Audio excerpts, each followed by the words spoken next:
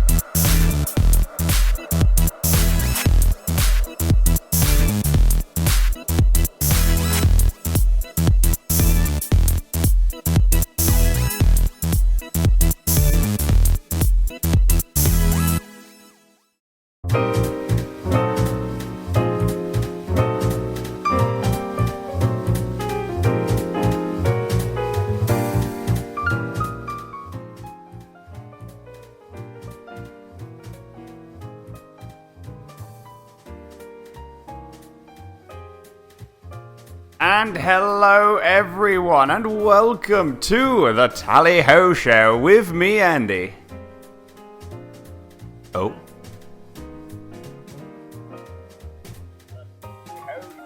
Are you there, James? Yeah, right here. Oh, I just did an introduction, that's it. I couldn't hear you at all then. You gonna hear me? What? That's a bit odd, that. Anyway, should we start that again? Yes. And hello everyone, and welcome to the Tally Ho Show with me, Andy. And with myself, James. There we go. Yes, welcome back to episode 2 of the Tally Ho Show. Yes, you know, we're still alive and kicking. Oddly enough, strange. Well, how are we still going? I thought Twitch would take us down by now, at least.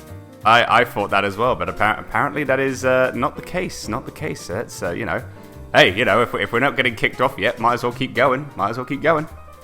Yep, definitely. Yes. Hopefully, also Twitch has got more things to deal with than just us, so we're going to deal with that now. Keep going for as long as we can. Pretty much indeed. But yes, let's say thank you guys so much for coming by to the show. Hopefully you're having a very, very good Sunday if you're listening to this live, or if you're downloading this or listening to this on the podcast. Hopefully you're having a very good day indeed. Thank you to everyone that is chatting right now in the chat room. Big thank you to the Green Viper 8, who is saying hello, and how is everyone? He says, oh, also, are you still looking for a podcast provider, Andy? Summons the power of God and anime. Oh goodness! And you're challenging Viper to a game, to a duel. Yes, I am. Is this a children's card game? Is it by any chance? Not just any children's card game, a shadow children's card game. Well then, indeed. And yeah, Viper says, oh, also, are you still looking for a podcast provider? Well, we've got SoundCloud. We have SoundCloud, so that is our podcast provider. They seem to be treating us well, so that's always good. And Iron Yoshi, who has just jumped into the chat as well. Hello there to you, sir. How are you? Hopefully you're well and good. So yeah, thank you so much, everyone, for coming by. As I say, if you are new to listening to the show, welcome. This is just a random gaming topic show. We just talk about anything and everything about gaming. We play some awesome music, and we have a little segment for you guys to take part on that are listening live called The Throne of Games. More info to that when we get to it. Indeed. And Iron Yoshi says, do I smell the British? I mean, do you smell what the Brit is cooking? Insert rock theme here. Well, we do have our cup of tea, so you know this is what this is what the pitches are smelling right now. Yes. And this is glorious. There's a tasty cup of tea. Well, mine's because I'm okay. Like shock horror. I already told James this, but I forgot to buy milk for my tea. I can't be stood next. I can't even be on the show next to you. Wow! Honestly, Wow! How could you? How could you honestly forget? Could you honestly forget tea? You absolute. No, it didn't work. No, it didn't work. Oh no, the bleep is broken. There we go. There we are. You absolute boing. I was going to say I have a substitute. I have chocolate milk in my tea. Hey, it actually tastes pretty darn good. If you don't have milk in your fridge, but you have chocolate milk and you need a cup of tea, use chocolate milk. It works. I have never known anyone to have chocolate milk in a tea bag before, but now you say it, I kind of want to try it. Yeah, as I say, don't knock it till you try it. It's like Marmite. Don't knock it till you try it. We do, and we still hate it. I love it, so hush you. and me among my normal people, I say normal, but I'm not really far from normal, we do not like Marmite. Well then. I'm not normal then, so I've never been normal in my life, so it's all good. It's all fine and fine. Yeah, why not? Normal's rubbish and boring anyway. Viper says, I was going to say, if you want to get into all the common podcast apps, I know good and directly, decently priced provider. Oh, well, I mean, feel free to, pass me that information, Viper. It'll be also good to try and find other podcast providers to see where we can put the Tally Ho Show back in. So we have SoundCloud as the podcast home, but if there's anything else that's better, we can definitely go for that. The more people get to see the show, the better. Exactly. I know she says, I have asked you if you had Far Cry 4, haven't I? Yes, you did. I don't have Far Cry 4. but I'm probably maybe getting it maybe sometime in the future. I'm not too sure when, but I will be. But yes, as I say, episode 2, we're still going strong, and we have some really good topics to discuss about. As I say, we've got Throne of Games, got some great music. Shall we just kick things off right now, James, with our first topic? I say we bloody well should. So, Andy, if you'd like to introduce the first topic for today? Yes, indeed. And let me just get something quickly. There we go. And boom. Just like that. So the first topic is going to be about... We're going to be talking a little bit about video arcades.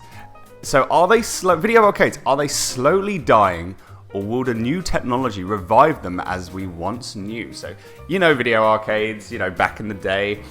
before gaming was big with in the home and stuff. If you were going out maybe to the seaside or in the city or something, you just see that there's always a local arcade nearby.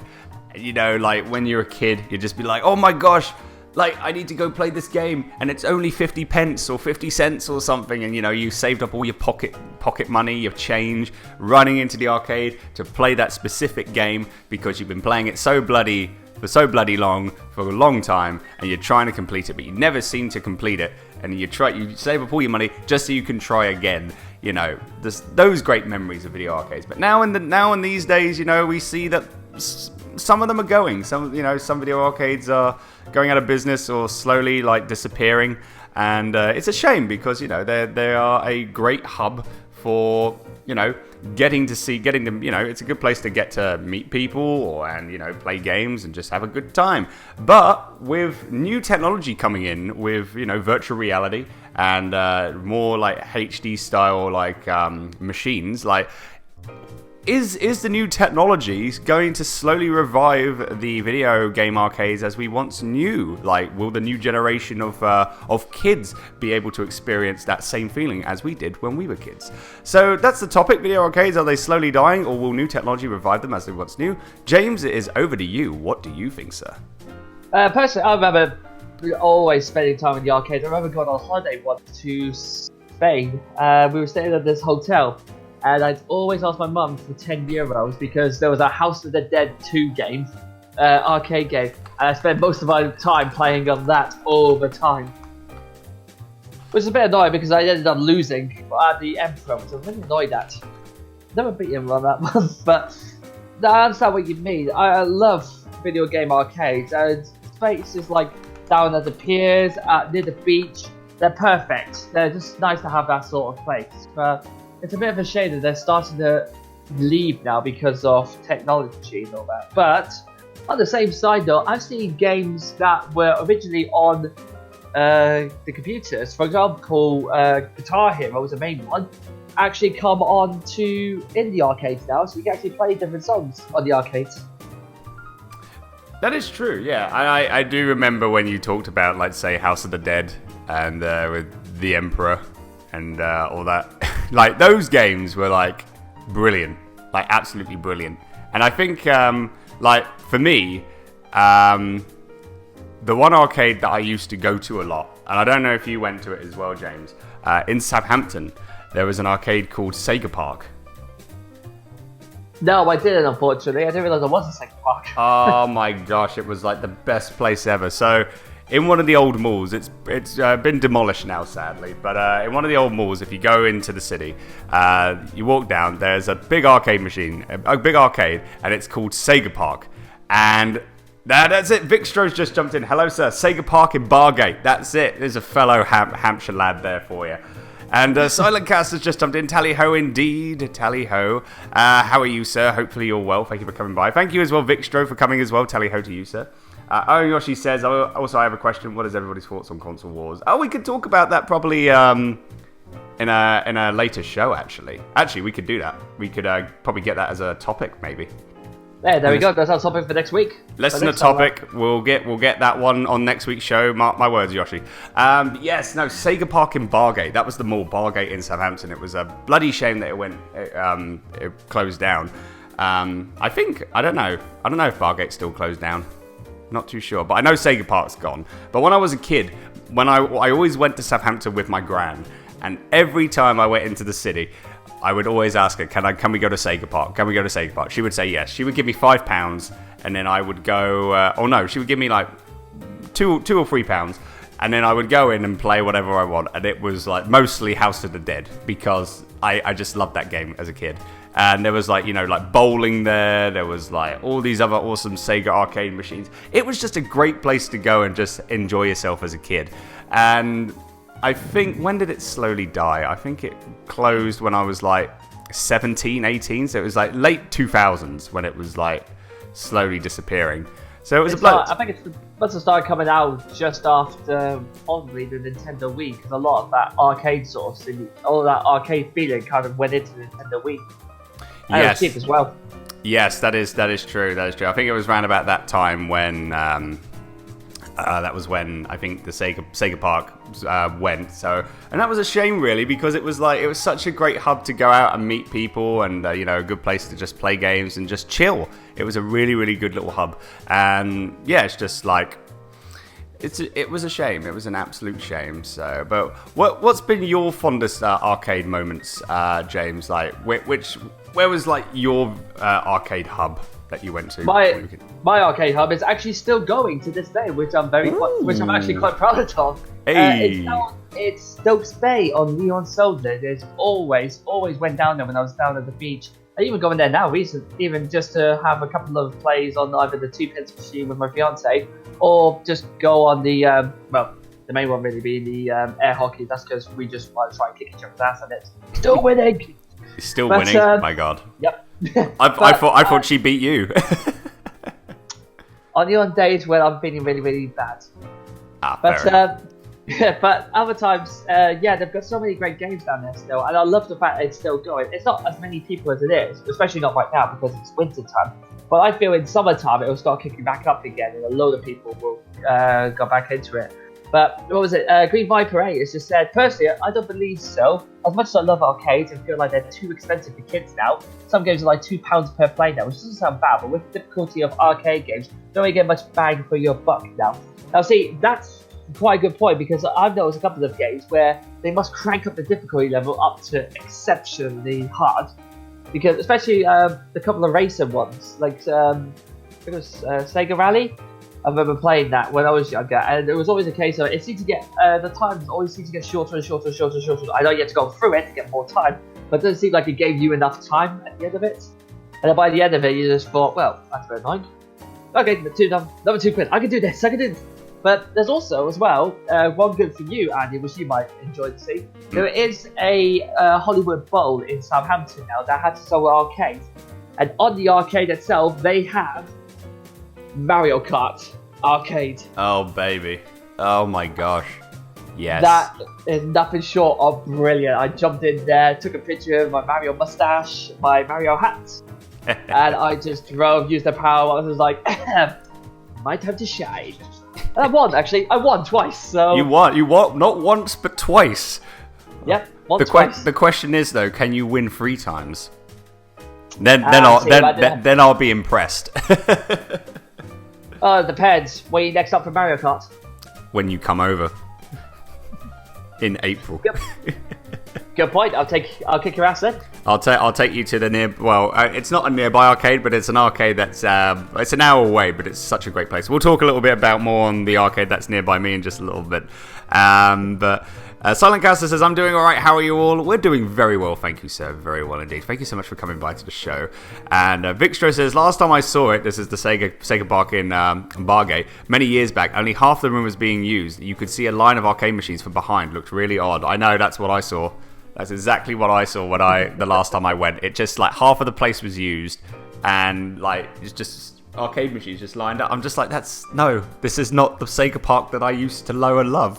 What's going on? Also, the carpet was like, it just had Sonic on it. A Sonic carpet.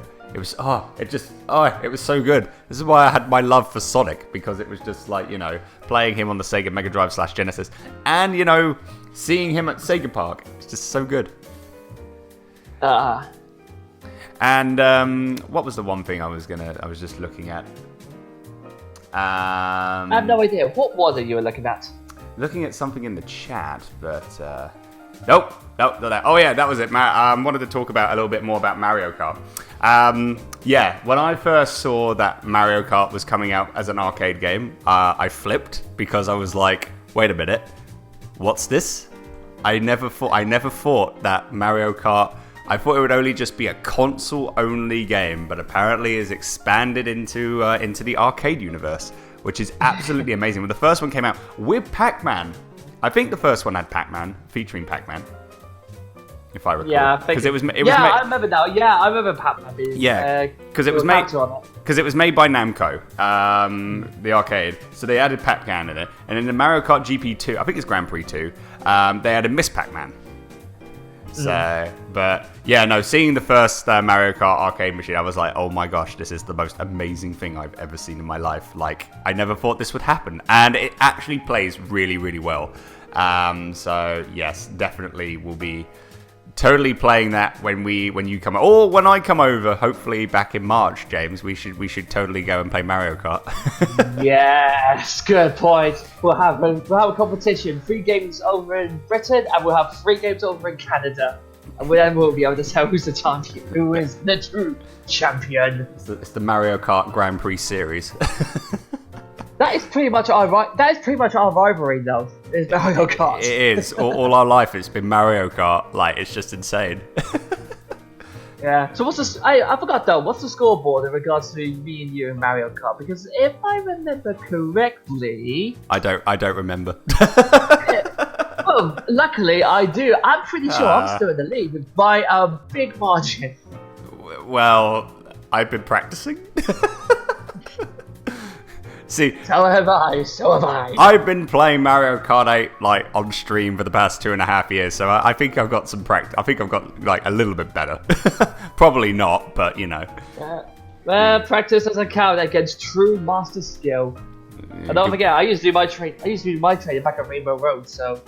Oh yeah, you did the expert training, eh? Oh yeah, that was definitely expert. If you could go all the way through Rainbow Road without falling off, you knew you had some skill. That's true. That is true. Green Viper says, because in the chat, people are talking about console wars. And Victor saying console wars have been redundant for years because of the PC. And then Viper just comes in and says, does PC have Mario Kart? No, exactly. Return to Mario. Well, then. Well, good sir. I believe your argument has been well and truly destroyed. Well played, Green Viper. Well played. Well, we can discuss more on that. Maybe next episode 3. So, who knows? But there's one arcade nearby me, which I'm going to be taking you, and it's called Castle Fun Park, which is located in Abbotsford, BC, and it's a huge establishment. You know, there's a freaking go-kart like track outside. Granted, the go-karts are bad; they're terrible, but it's a good place. It literally is. It's so cheap, but you know, it's good for just like a little random. If you've had a couple of drinks, maybe then you're just like, oh, let's go on a go kart. Hey, here's a shell, and all that. So are we basically going to get drunk and go karting, Andy? Because I do not hear a flaw with this plan at all. I wouldn't say go drunk because you know don't drink excessively and drive, people. No. I wouldn't say that. Of course not. The Telly Host show does not encourage the use of drinking while driving. Yes, unless you're on a go-kart and you're within the confines of a go-kart track.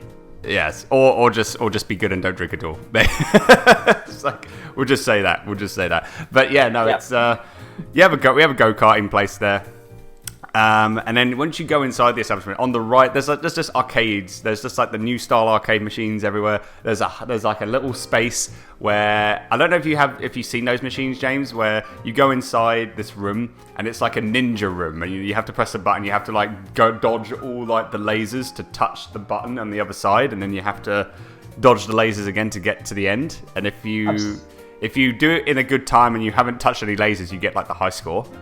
I don't know if I've seen something like that, but I've never had the chance to do that. And I'm not very flexible, so I don't know how I'll do well with those. But why the hell not? It's tricky as hell. Or you can do ninja, or you could do monster. Monster's pretty much where all the lasers there. Your objective is to try and touch all the lasers as quickly as possible. You have to press buttons to get more lasers. You have to like. So you just see like on the camera people flailing around, doing cartwheels, jumping, like freaking I don't know, doing everything just to try and get all the lasers. It's absolutely insane. I see both you and me doing that though, can't we? A bit halfway through, going, ow, didn't get it. I don't know. Just check. Go. I've already done that. Fight for the pain. I've did that. I've freaking like pulled a muscle doing that freaking game, and it was worth it because I got a high score. I mean, for half an hour, I got a high score, and then someone beat me, and I'm like, well, crap. And it's like, oh goodness, but. They also have as well. They also have like outside. They if you go to the back of the establishment, there's like some sport training facilities. You can do like air hockey shot. You can do ice hockey shots. There's like a baseball area where you can like practice your batting skills. And underground on the basement, there's like 2 mini golf courses. It's insane where this place is. And then there's a top floor. And when you go in the top floor, you're in video arcade heaven. Literally, like there's like next gen arcade machines. There's retro arcade machines. There's an Outrun arcade machine. There's an Afterburner There's an Afterburner arcade machine. There's just and then there's also like there's like the third party arcade machines which have video games inside, so you can play Super Mario as an arcade game, which is crazy. Yeah, you've kind of sold me already. It was straight away. It's like. Yeah, but they've got this a bit sold. But sold. Andy, just don't. You don't need to sell me. I'll give you more money. Just... Yeah. We are definitely going there though when I come over. Definitely. Ayoshi says he's got to go. Okay, sir, thank you very much for coming by. Have yourself a good day. Hopefully see you very, very soon indeed. More talking about the console wars in the chat. Victor says, I only play for the games these days, so I don't see any reason why I shouldn't be able to play anything on the PC. So long as Ninty keep locking their games behind their inferior hardware, the more I don't care about. That's fair enough. They put games on mobile phones, so it only seems like it's only a matter of time they put games on PC. Well, you never know. No. Speaking about games on mobile phones, well, you've heard the news, haven't you? I've heard the news, yes, and we may have to talk about that in a future show. Absolutely, and the fact that we've just discussed it as well at large, like I might add, is exactly the right sort of question we need to ask. Yes. The one thing I'm going to say is about that is I'm very, very hyped about it. I'm very, very hyped. It's weird, but I'm very, very hyped about it. I am. The second that comes, I've got it already secured on the App Store to say when it comes out, it's alerting me. I'm downloading it. I don't care where the hell I am. I'm getting Wi-Fi and I'm downloading it. Fantastic. Hey. But yeah, no, so going back to the place as well, the Castle Fun Park. There's just I think what else was there? Oh yeah, there was like a Contra arcade machine. They've got so much retro stuff. They've even got you'll love this, James. They've even got the old school 80s arcade machines. You know, the ones where you looked at like it's just like a table and you're playing like Pac-Man and Space Invaders, like the old 70s, 80s arcade machines. They have those and they work. And it's like, I literally fangasmed when I first went there. I'm not going to lie. You do realise we're probably going to have to do this the day after my fiance goes to see her family, right? If she's going to see her family on her stuff, that's the day we're going, because that is it. The whole day is going to be spent us to annihilate each other at games. We'll keep it on tally as well. Yes. In fact, our tally-ho show will be the tally-ho show. The tally-ho show. Yes, I think, yeah. Because I don't think Anna's going to be wanting to go. You go see your cousins. You know, you just go see your cousins, babe. It's fine. We're just going to go hang out. Go to the arcade machine. Go to the arcades. Have some fun. Andy, James, how long have you been at the arcades for? I'm not sure. I mean, we've been here since about 8 o'clock this morning. Why? It's 10 at night. Oh, bloody hell. Yeah, time flies when you're having fun, eh? Yeah, definitely. Right, one more game. 2 hours later. Oh no, it'd be funny if she just like, well, when did you start going there? 8 o'clock. It's 10 o'clock at night. Really? The day's still young. What do you mean?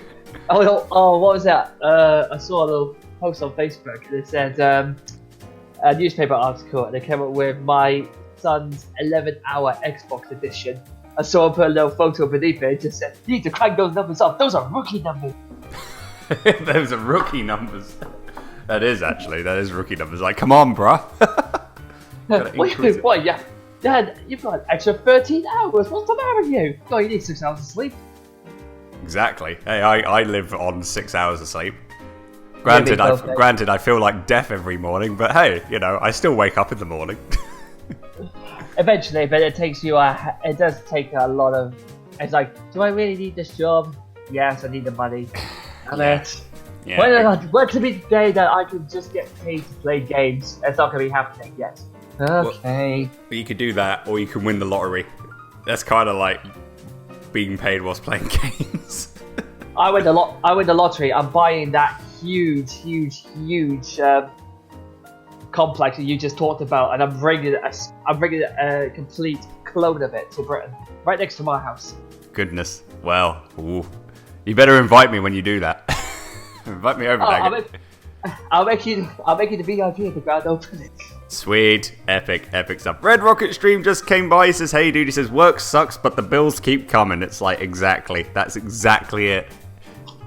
We gotta pay the bills, but we get to play the games. So it's a very, very sick, twisted fate that we have. But it's a good one. But you know what the old saying is: work hard, play hard. So you work hard to get the money and pay the bills, but you play hard when you have that little bit of cash left to go into the arcade.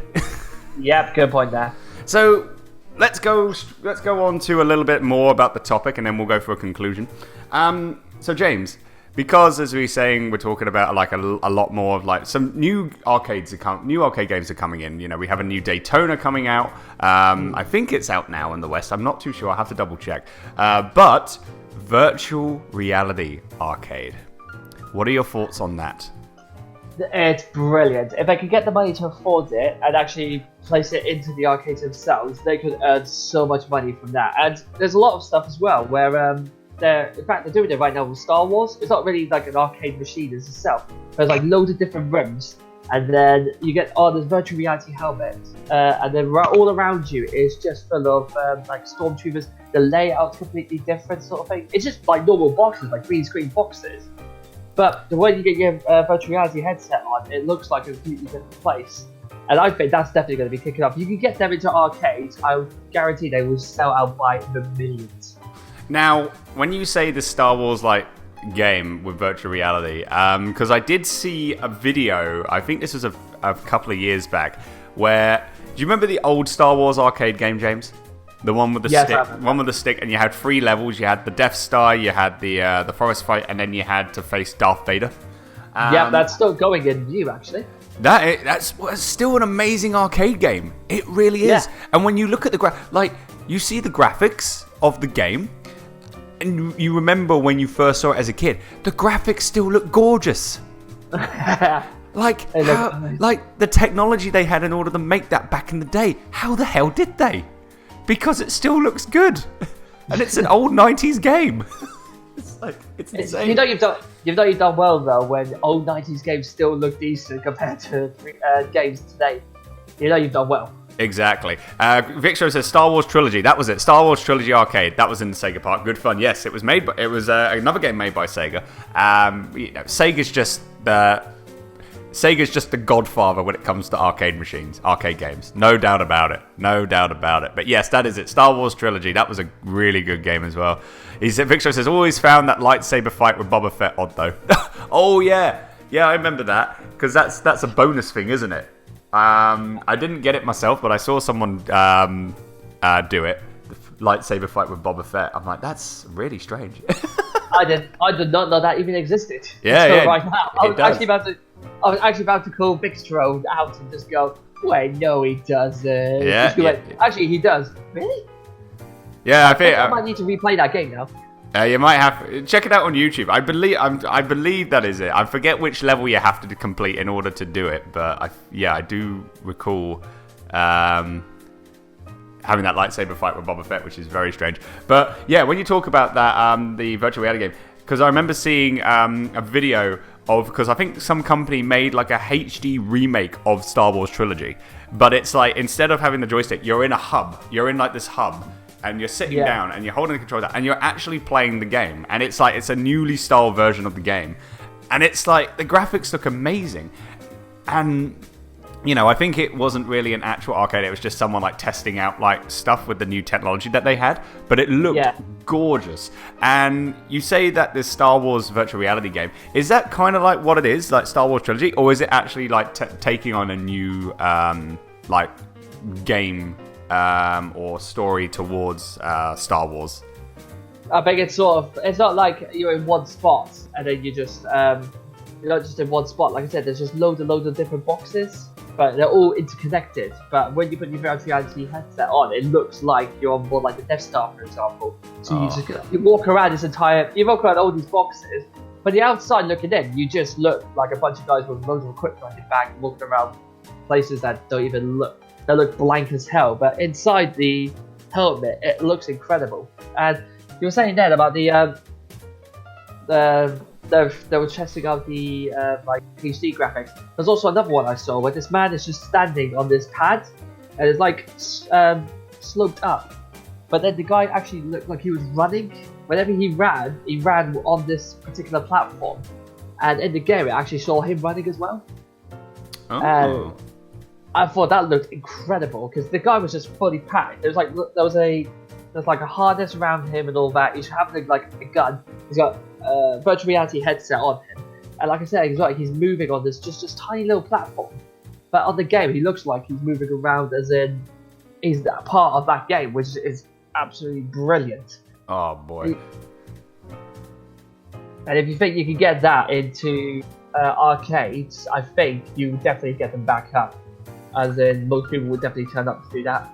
I would say that maybe like virtual reality arcade machines, that they will happen, and it'll probably be a while until it does. But I think that'll be the thing that will help revive video arcades, because as you know, virtual reality headsets are not cheap. They're not at a good price. They're super expensive as hell. So not a lot of people have virtual reality headsets. But if you bring virtual reality arcade machines into arcades, maybe like say in the next couple of years or so, guarantee people are going to be jumping in those arcades and trying them out, because it's like that's the only way in order to get that VR experience, just to try it out and have fun.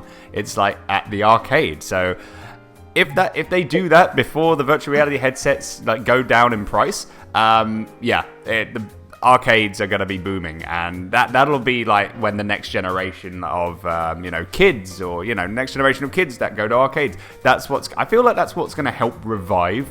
I mean, it just depends really, but I feel like, and I hope that's what's going to make arcade, revive the video arcades. I'm keeping my fingers crossed. Asmodan says, hey Andy, how's it going? Hey Asmodan, tally ho to you, sir. Hopefully you are keeping well and good. And Victor says, I also have Star Wars Arcade on the 32X, but I never saw that one in the arcade. That is true. Back in the day, there was a Star Wars arcade game, like back in, I think it was like the 80s or so.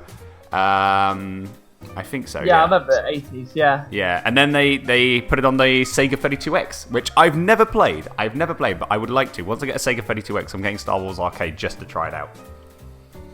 Yeah, Big Show said, I'm still not sold on VR. It's like a gimmick. Capacity to fall if it has age hasn't catching on. But that's probably another good reason to have them in the arcades, because you can try them out, get your feel of virtual reality. It's right for you, because at the moment you're just gonna have to pay buttloads of money just to try it. If you don't like it, then that's a lot of money you've just wasted. Whereas you get them into the arcades itself, get people used to it, then as the prices start falling, a lot of people will start buying them up. That is true. That is a good way in order for people to like maybe get sold on VR. It's like, because people might think, I don't know if I want it yet. It might be bad. People say it looks good. It looks fine, but I might not enjoy it. But if you put it in an arcade, then it could be like, okay, I'm going to give it a try. If I like it, yeah, I might buy one. If I don't like it, then I've tried it, and I might give it a go in the arcades every now and then. So you're saving a hell of a lot of money for it as well. That's true. And Viper says, I believe there's already location tests for VR in arcades. I mean, there is some in Japan, but I mean, in the West, if there is some in the West, I need to find out, and I'm probably going to make a trip just to go.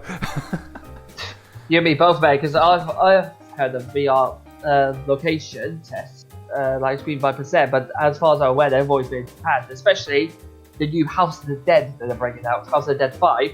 I've got a VR location test for it, but it's only in Japan. Wait, the new House of the Dead's gonna have VR? Apparently, yeah. What? What? I'm shocked. I didn't know that. Well, why not? To be honest, I'd love to blow up some zombies, and especially Goldman and his bloody face. Goldman, friends, it's good to see you again. Goldman, you are really rubbish when it comes to your voice acting skills.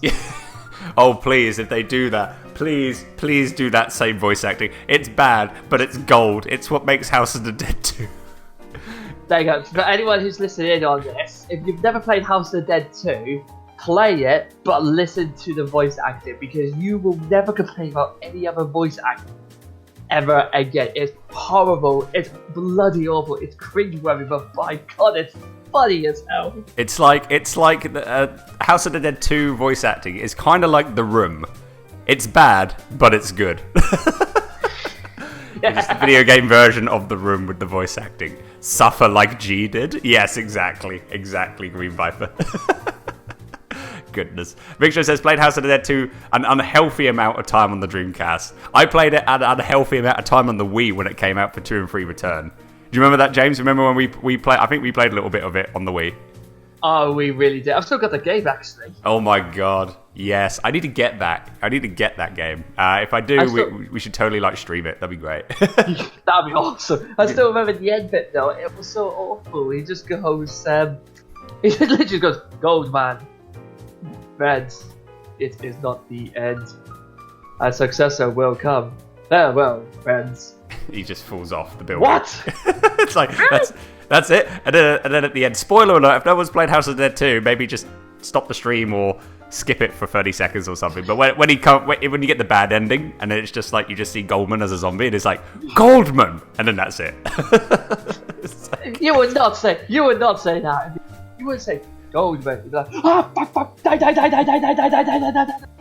Exactly. That's what I would do. I would just shoot it to death. Yeah. I think we all would.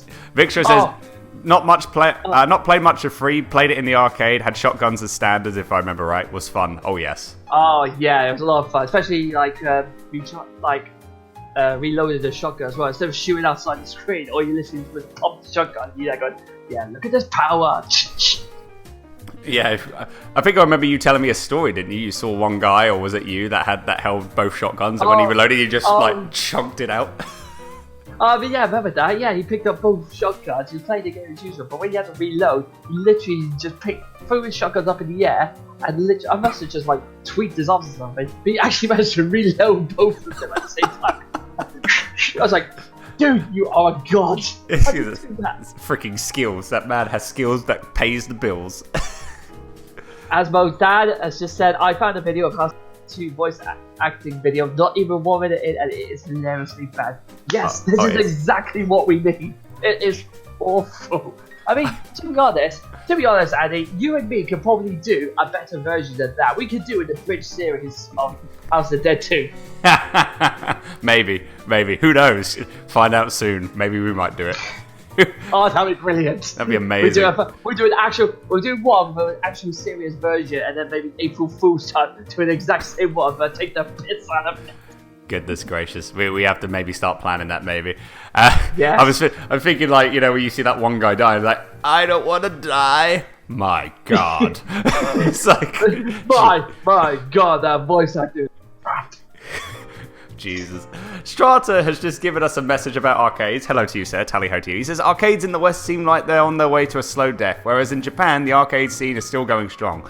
There are loads of original and exclusive arcade games, as well as classic titles, enticing people coming back more and more. That is true, yeah. Japan is still going strong with arcades. And yeah, it's like the West, it is slowly dying, but there are still some arcade machines here and there that are still booming, let's say like Castle Funbug, and also the arcade that's nearby where James lives. It's good to see that there are still arcade locations in the West that are still going strong, and hopefully, I'd say, with the new technology, it'll pick things up again. Maybe not like greatly, but maybe a little bit. Maybe to keep it alive just. But I'm hoping it will. With the new technology and the VR, I'm keeping my fingers crossed that things will work out fine for video game arcades. Victor says, suddenly just spring to mind, Silent Scope. Yes, Silent Scope. I remember that. I really enjoyed that way that sniper rifle worked. And the thrill of being able to one-shot the bosses in the head with enough skill. Oh, yes. That was then, like, you know, before 360 no-scope in it blood for Call of Duty. If you know someone had insane sniping skills, if you see them play Silent Scope. That is for dang sure. Did you used to play that, James? You used to play Silent Scope back in the day? I didn't play Silent Scope. I was more along of a Ghost Recon. I think it was Ghost Recon. Ghost Recon. Oh, Ghost Recon. Yeah. Ghost Recon on the arcade as well. Doing that victory like handshake. Yeah. And then putting their arms together. I remember when we did that in college. That was like a little secret handshake. And then there was one time when we both did it and we both hurt our freaking arms. It was like, Jesus. I think we both hit the bone. Yeah, we did. That was hilarious. Never do that again. No, never do that again. Never do that again. So anyway, let's get on and do a conclusion, because I think we should go start playing some music, and then we're going to get on with the throne of games. So, yay! James, your conclusion. Video arcades. Are they slowly dying, or will the new technology revive them as we once knew? Unfortunately, I'm going to have to say I think they are slowly dying. But I do also think new technology is going to be able to revive them. It's just a case of when they'll get in. I'm hoping it'll come back in before they're brought out to be obsolete. But if it is obsolete here, luckily Japan will keep it going for ages, and eventually with new technology that comes out with them, because they are fantastic, that sort of thing, bring it over here. It will change the whole video game arcade completely. But I'd say it's currently dying, but there's hope for it. Yep, no, I'm the same. I agree with you on that. Sadly, arcades are slowly dying. I don't want them to die completely, because they're just a great hub to go to, let's say, to meet people, to play games. When you're with a group of friends as well, go into the arcade. It's a great way for, socializing with your said friends. And, I say, I hope, honestly, that the new technology and possibly virtual reality coming in, hopefully maybe in the next couple of years, will help revive them, so to say. Maybe not like greatly, but revive them in a way that they can still keep going for a long period of time, I would say. So I'm hoping that, as I say, they're slowly disappearing, but with the new technology, I'm hoping that video arcades can survive a little while longer in our lives. Definitely, yeah. And on that note, I think it's now time for us to play some music. Let's do it. Alright, so I hope you enjoyed that, guys, and we're going to go straight on with our music batch. And right now, what we're going to be having is from a very good video game and a very good version of this theme song from StarFox Assault, because StarFox is amazing. It's the Star Wolf theme. Oh, baby. Oh, baby. So keep listening, guys, because you're tuning in to the Tally Ho Show with me, Andy. And me, James. And we will be back in just a little bit. Enjoy, guys.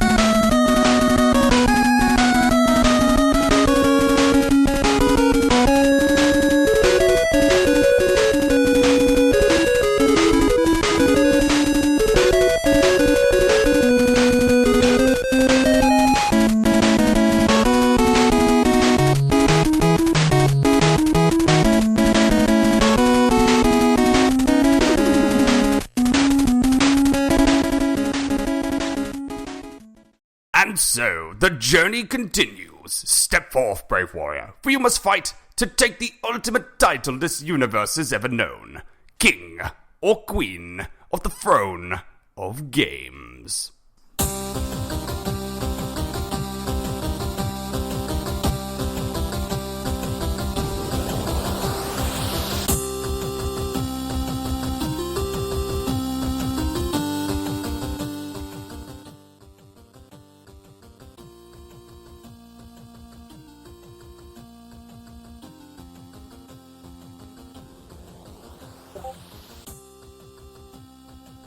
So, welcome back to the Tally Ho Show. So, for what you heard, that was Star Wolf theme from StarFox Assault, and also we have Dr. Wily's theme from Mega Man 2, which luckily Andy actually misspelled, which I thought was quite hilarious. I'll leave that up to you guys, what he said. So, now we are on to our next subject, which is the Throne of Games. Now, for those of you who've never heard or seen this before, the Throne of Games is a little competition that me and Andy have been doing for all our episodes, where we take one character from each gaming universe, and we take them on against one another for the title of the King or the Queen of the Throne of Games. Now, for those of you who were here last week, Sonic, our current king, the Sonic the Hedgehog, he managed to hold on to his king for another week, successfully beating Link and successfully beating Pokemon Trainer Red. But can he make it a third week in a row? I'm not too sure, Andy, because I think our new competitor will probably take the throne off him at one blast. Oh, you're that confident this time now, are you? Oh, like I said, I pulled out the big this one. You pulled out the big guns. Okay, well then. So, this is the question now, who is the competitor that is going to be taking on King Sonic to take over his title of the Throne of Games? Well, see, for the past couple of weeks, I've been taking on Mano, but I thought today, why not have a queen on the throne? Ooh. So I have decided to go with one of the most famous female protagonists of everything, of the entire time, and who better to start it off but Lara Croft from the Tomb Raider series. So we're getting into Lara Croft now, are we? Well, why not? I think it's a good choice. Yeah, good choice. So, James, please explain, why have you picked Tomb Raider Lara Croft to have as your queen of the Throne of Games? Well, let's face it, who better to become our first queen of the Throne of Games than perhaps one of gaming's finest heroines ever to come across around the gaming universe? Let's talk about the cons first, about why. Because if we all remember Tomb Raider, she has often been criticised for being too sexualized when we were quite in the past couple of games. Luckily, they've now seemed to fix that issue with all the new upcoming ones. And her films haven't really been that great outside, so she's already done more well in gaming than she has done on the big screen, even with Angelina Jolie and all that stuff. Although, she has been bringing out a new film, so hopefully that should change. And of course, we all know very well about Tomb Raider Angel of Darkness being one of the worst games ever pitched, which, to be honest, everyone gets one of those games. Sonic 06. Yeah, that's what I was going to say. Is it the Sonic 06 of the Tomb Raider franchise? Yes, we'll call it the Sonic 06 of the Tomb Raider franchise. Every bad game in every franchise is called the Sonic 06. Yeah, we're going to make that a thing on this. Talk show, I think. Yes, we are. Okay, so I've told you about the cons. So why should be? Well, let's face it. The pros of her is she's proved that women are great protagonist. She's one of the first ones to actually have a full game mode to herself. I am talking as well about, I am remembering Metroid as well, with Samus. But she managed to prove in the 90s that females were able to have their own role straight off from the get-go, and how well she sold out her games. She also knows how to handle weapons. The amount of weapons she managed to fire, I would not like to take on her in a fight any day of the week. And unlike a certain archaeologist that I do know from the movie mode, she's known to actually recover her artifacts. Like a certain other archaeologist we know who's for a moment, or get rid of it. Wow. And this is the best thing, because I remember playing in Tomb Raider 3.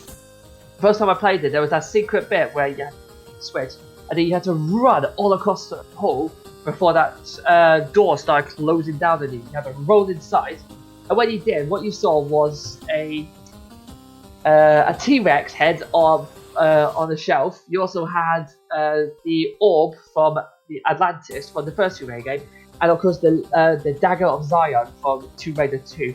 And I love the fact that that was there and you could see it, because that brought out so many memories of Tomb Raider 2. And Tomb Raider 2 actually got me into adventure playing and puzzle solving, which I thought was brilliant for that sort of game. Which is basically, here you go, this is your bad, you need to solve some puzzles to complete it. You can, best as well, you can lock her in a butler in the freezer in Tomb Raider 2, which, let's be honest, we've all done. And I am not going to turn around. I am not going to turn around and see anyone go, I never did such thing. You're a liar and you know it. Best thing as well, and also as well, you got to shoot him in number 3, which is kind of annoying because he normally walks out with the target bit. Yeah. So you kind of end up shooting him when you're trying to hit a target. Get out of the way, get out of the way. Let me finish this off. That was always funny to me. I'm not going to lie about this because, let's face it, I'm a grown man now. But when I was younger, I may have had a little crush on her. Well, who didn't? Who didn't exactly. have a crush? Who didn't? Who did not have a crush on Lara Croft? Gosh. And most importantly, the main reason, and unfortunately, Andy, you cannot disagree with me on this. She's British. Oh yes, of course. What about her? One of gaming's finest female heroes, and she's British. That is exactly everything I need to say about her being our first queen. And that's why I believe she should be our first queen of the throne of games. Well, and let's face it. The original series, there is a queen currently on there, so why not? Well, you know, you guys get to decide who, if we should have our first queen of the throne of games, if it should be Lara Croft. Electra Boogaloo's just jumped into the chat saying, tally ho to you, sir. Hopefully you're having a good day. And he also says, Tomb Raider might have been the first Saturn game I remember seeing, because it wasn't just PlayStation, it was on Saturn and PC. So there is a point about that, but I remember playing the PlayStation. Yeah, everyone remembers playing it on the PlayStation. That's just like the iconic console to play it on, actually. Vicstro says, was just about to say, locking the butler in the freezer, that creepy old sod can follow no more. Again, everybody locked him in, even once or twice. My surprise, though, is if you lock him in right at the beginning, you don't see him for the rest of the game, which makes me wonder, is he actually still in that freezer? That's what worries me. Yes, he is. He just doesn't come out.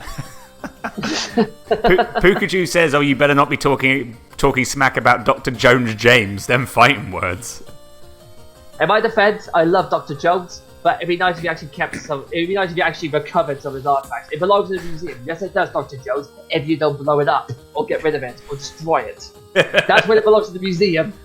Goodness gracious. Yes, God damn it, John James.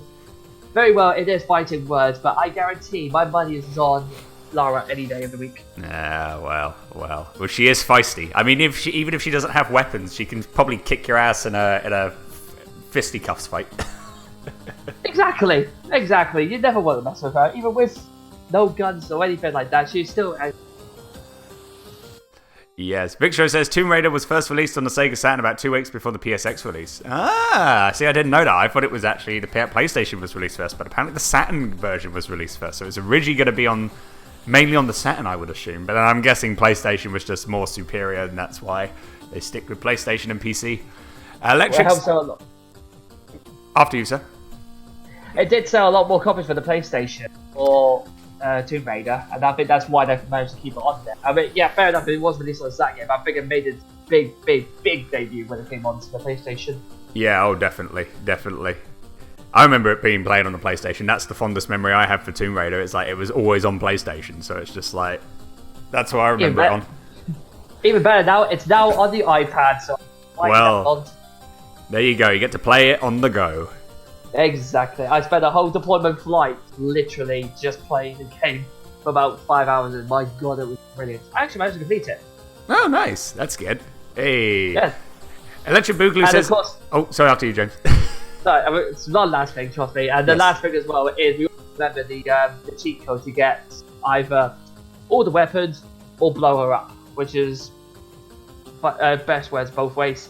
All you take with one, you can really screw over your friend though if he asks you for a code and you went, tell you what, jump forwards, jump back, or do all of this, and he goes, yay, I'm about to go to the next kaboom. Like, what? Yeah. And I'm not gonna lie, I've done that before. It was hilarious. Yeah, I think a friend of mine gave another friend that cheat code, and we saw him do because it's like, oh yeah, here's the all the weapons code. He's like, oh sweet, and he gets exploded, and he just looks at him and goes, why? Why would you do this to me? Because it's hilarious. Hilarious indeed. Electric Boogaloo says, in fact, the original Tomb Raider was developed with Saturn in mind. See, there you go. So, anyone remember that nude code rumor? That was the explode Lara code. That was brilliant. So many people fell for it. Oh, the nude code. Yeah, everyone fell for that. Yeah, yeah. Oh, you want to see Tomb Raider nude? Yeah, Lara, here you go. Have this code. Sweet. Yeah, I get to see pixelated boob. What the hell? There you go. There's your pixelated boobs. They're over there and over there and over. Oh look, and there's a head as well. Hey, oh, by the way, you've now got a room that you saved. We hope you saved. And I was going to say as well quickly, when you say like everyone had a crush on Lara Croft, if you go on YouTube, there's a YouTube channel called IFHT. They make hilarious like how to become videos. They're based in Vancouver, so they've done how to become a Vancouverite, how to become Canadian. How to be an American in a Canadian stat, as told by Canadians, which is hilarious. But they did one called "How to Be a Gamer," and one of the things is like what was it? Like show your guys like something, and it's like this guy. One of the guys come in with like the Tomb Raider game disc, and he's like, "Hey guys, you want to see the prettiest girl in the whole world?" And he shows them the game, and then one of the guys goes, huh, does Articuno have a catch rate of 3?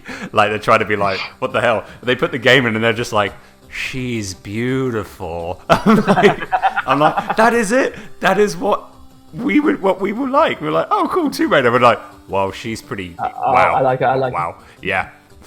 She's my hero any day. loads of people ring Sony and Enox or wherever was that. Took and just said, by the way, we have a quick question. Is she a real person? Anytime we can meet her.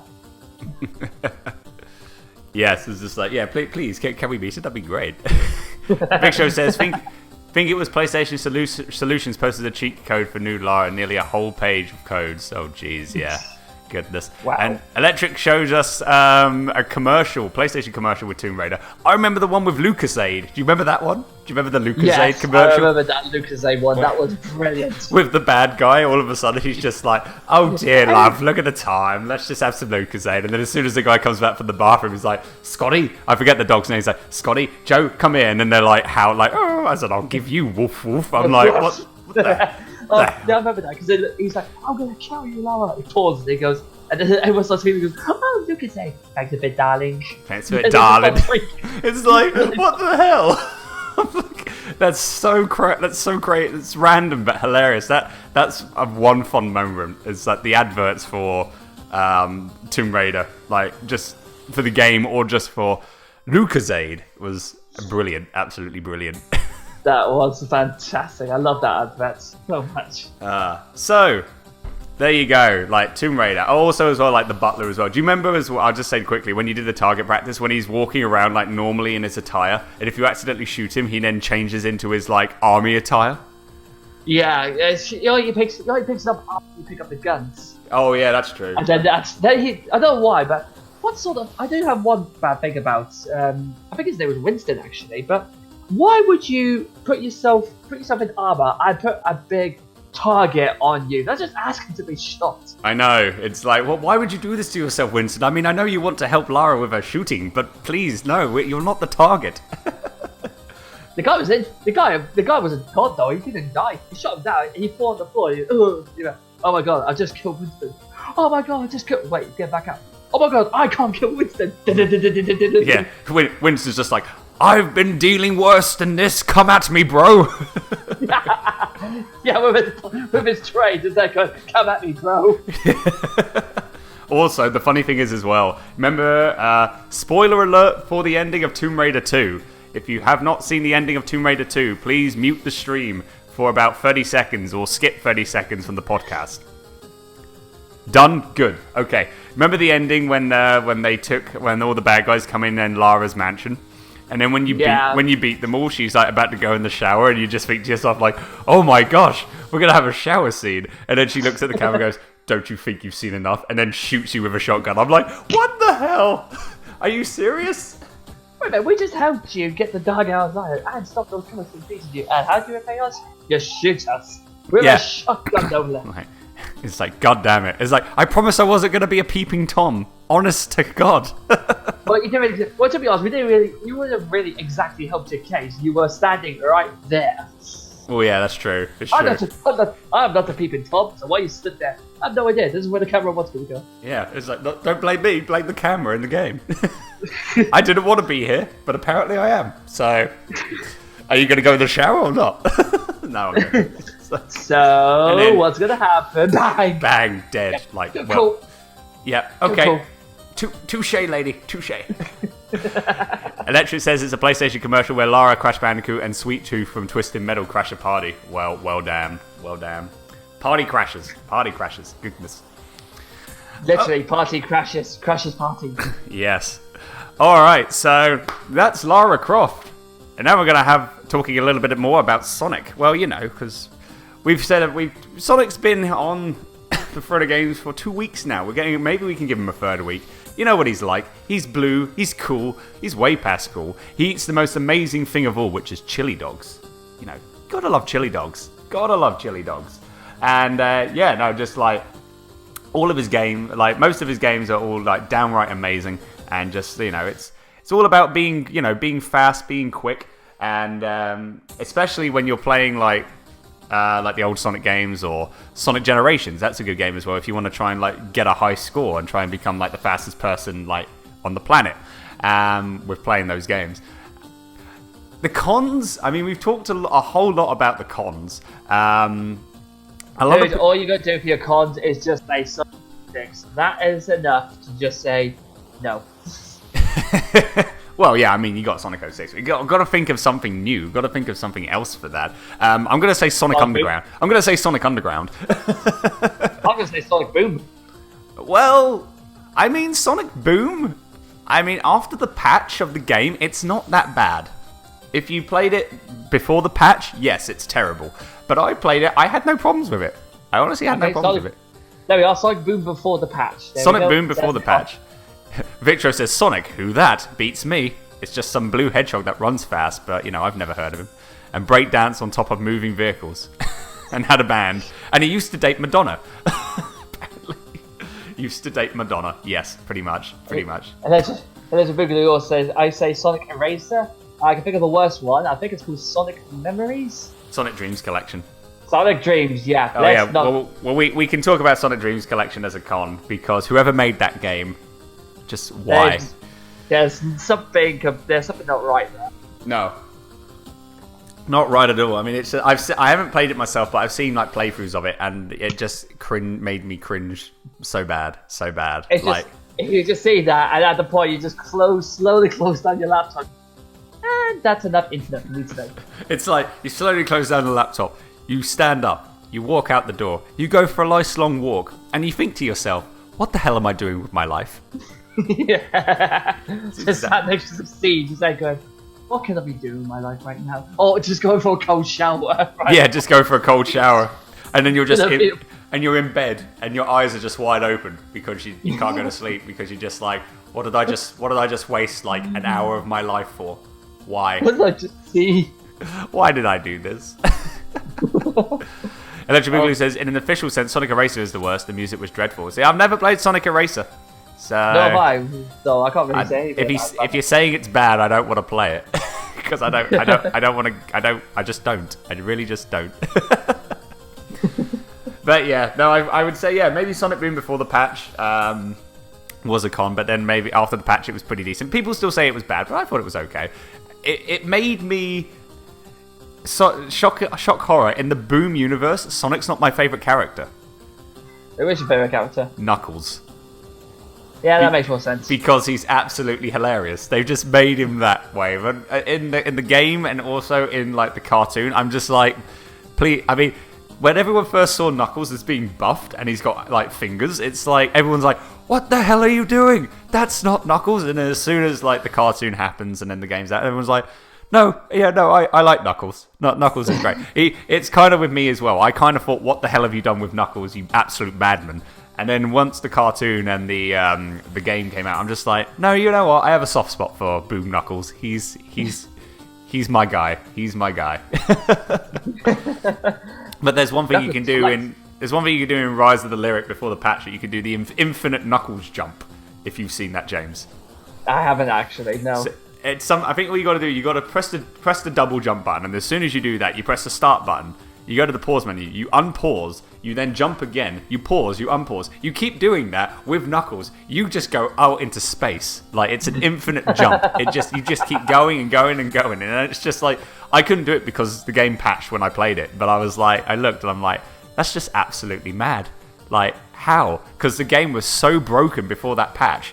And it's like, why didn't no one fully test it beforehand? It's like crazy. And the patch was... You can say that about Sonic 06 though. They had to rush it and then threw it straight back. So they should have played that first beforehand. So I think it's just probably just bad timing in that's the case. But it did give us the Infinite Knuckles jump and give you such hilarious results, and you might as well say, yeah, I suppose that could work. Yeah. Good work, guys. I mean, yeah, the con. Like, I'm gonna say for a con, Sonic Boom before the patch was like not very good. But the pro with Sonic Boom is that we got Boom Knuckles, and that's all we need in our life. That's all we need in our life. Always gotta have the Boom Knuckles. Electra says Eraser is basically a more broken version of Columns. That's not good. Oh gosh, well, that sucks. Well, wow. I might have to look into it on YouTube just to see what all the fuss is about. There you go. There's your next playthrough on Twitch, mate. Maybe not. Not happening. Let's not go too far. I mean, if someone requests it for a stream milestone, then maybe I'll play it. But no, I'm not doing it myself. There we go, ladies and gentlemen. You heard it from Andy. He will not play it unless it requests it. So let's start it off with a hashtag play Eraser Andy. Stop right now, James. I'm stopping you now. Jinjos says, sup British dude, hello, tally ho Jinjos, how are you? Hope you're well and good. And Victor says, speedruns are built around that Knuckles infinite jump. That is true. Like, I think when, before the patch came out, I think people used the infinite jump in order to, like, speedrun the game. But now, without that, you have to do it maybe glitchless or something like that, which will be fun. Which should be fun. Oh, play Eraser, Andy. No, James, stop. I'll get it. I'm getting it spread. Alright. I will make sure that it gets spread against Best of luck, mate. Best of luck on that. Well, that's the plan. We'll see how it goes. Alright, guys. So we have the voting poll up and running. So we have our current king of the throne of games, which is none other than Sonic the Hedgehog. King Sonic the Hedgehog. Or our next competitor, which is James's pick, which is none other than Lara Croft from the Tomb Raider franchise. So now we're going to be getting ready. What poll?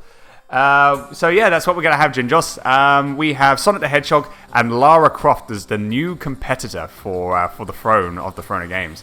So it's now time for us to try and sweeten the deal with you guys to vote for our character. So James, are you ready for your 1 minute? And I am set. Alright, so your 1 minute starts now. So why should we have? Well, let's face it, as I just said before, Lara Croft is one of the most famous female ever. She has got her own mansion, for one thing. She's got her own games, which have been fantastic. She has given gamers the opportunity to have women as the leading role and proves that it works. Her fantastic skill with her weapons. She was a sex symbol back in the 90s for all young gamers like ourselves. And just, it would be nice for someone to knock Sonic off. It'd be great to have our first queen of the throne of games. And I think she can probably keep it on for a long, long time. She's British as well, which is all I need to say. And she is one of the best characters in the gaming universe. She is one of the reasons I got into gaming. And I think she fully deserves to be our first queen of the throne of games. So please vote for Lara Croft. She's fantastic, she's brilliant, and most importantly, I want to see Andy lose. And that should be enough. There you go, 1 minute. That's the main thing. You just want to see me like lose now, right? You've won twice in a row, mate. It's time to knock you off that. I know. Okay, fair enough. That's understandable. Okay, so it's time for my 1 minute. Do you have the timer ready, sir? I have the timer ready, yes. Okay, I am. Let me just check something quickly just to make sure everything's all good, ready to go. Yep, we are. Okay, so I'm prepared. And your 1 minute to tell everyone why Sonic the Hedgehog should stay as the king of the throne of games starts now. Sonic the Hedgehog. Enough said. No. Mainly because I think when we're talking about Boom, the one thing is like, yeah, Sonic Boom, not a very good game. I mean, it's good now that I think it's still good even with the patch. But the one good thing that came out of that is the fact that we have Boom Knuckles, and just seeing all a new style of Sonic with that new universe. It's just amazing. It's just hilarious, and also the fact that we're getting fans coming in making video games for Sonic as well. I mean, we might even get maybe more games made by fans that are presented by Sega, which is really, really exciting. He's blue, he's cool, he eats chili dogs, which is an amazing thing to eat, and he's just a well-known, awesome video game character. He's just laid back, chill, relax, and he's always there to help whenever he needs to be to save the world. So that's why I think we should give Sonic a third week to be on the front of games. And that is time. There you go. So there you go. That's it. So that is our 1 minute, and I'm gonna get the poll up now ready. So guys, this is it. It's for you to vote for, to see who you would like to be still on, if you like Sonic to be still on the throne for the throne of games, or if you'd like our first queen of the throne of games, Lara Croft Tomb Raider. There is the poll right now, guys. Click on that and vote for which character you would like to see still be on the throne for the throne of games. If it's going to be Sonic the Hedgehog, or if it's going to be Lara Croft from Tomb Raider. And on that note now, I think it's time to play some more music. Don't you think so, James? I think we definitely should. Would you like to introduce our next ones, or would you like me to? Well, the last batch of songs that we had, they were my selection. This is your select. This is James's selection. So I think it's only fitting for you, sir, to let us know what we're going to be having on the show. Fantastic. Right then. So as we said, as the vote is now up, so go and vote for Lara Croft Hedgehog. And hopefully we'll give you the result at the end of it. But for now, let's get on to the fantastic music. And since Lara Croft is our new joiner, let's start off with a fantastic song, probably known worldwide, even if you've never played the games, from Tomb Raider 2. This is Venice Violins, and you are watching the Tally Ho Show with me, James. And me, Andy. And we'll be back very shortly. Enjoy, and we'll speak to you in a bit.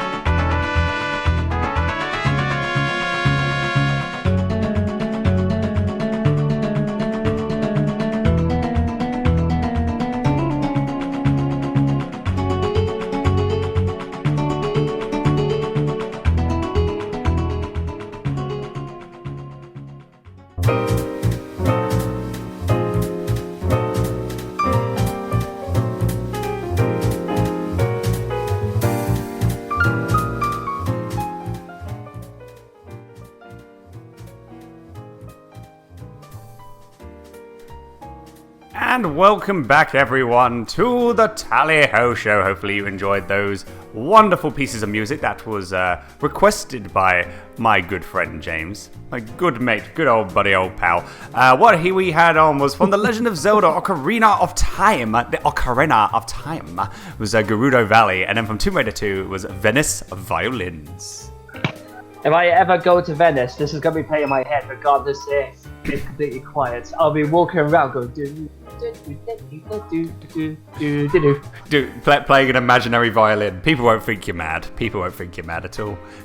Oh no, I'm just taking all the sights in. Yeah, exactly. Whilst pretending to play a violin. Hey, I can steal a violin. Just pretend to play it.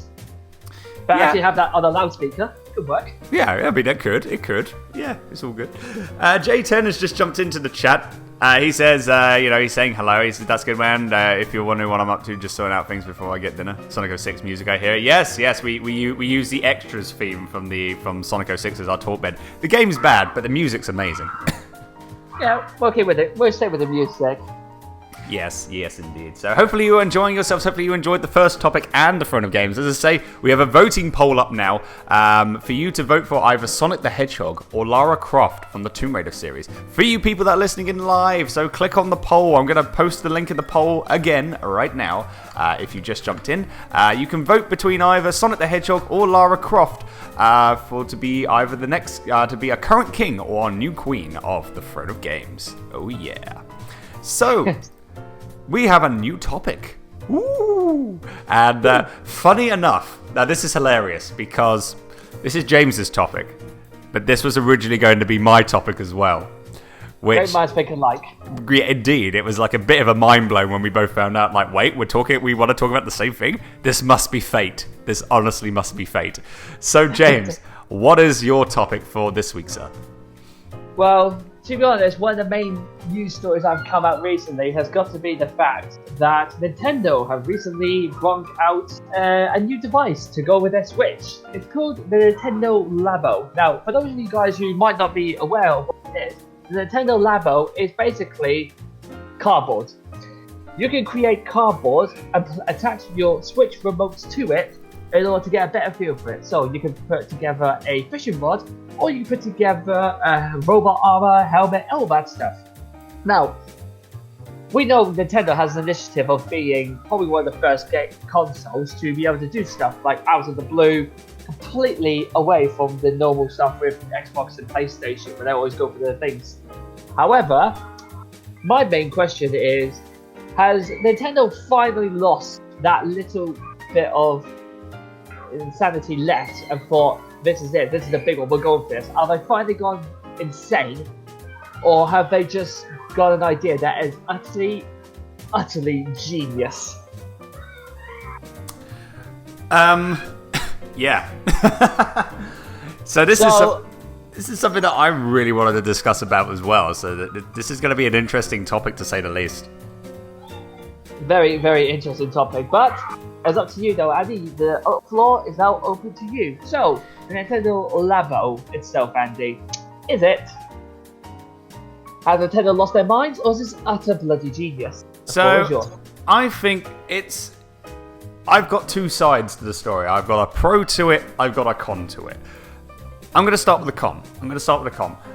It's cardboard. Come on. Literally.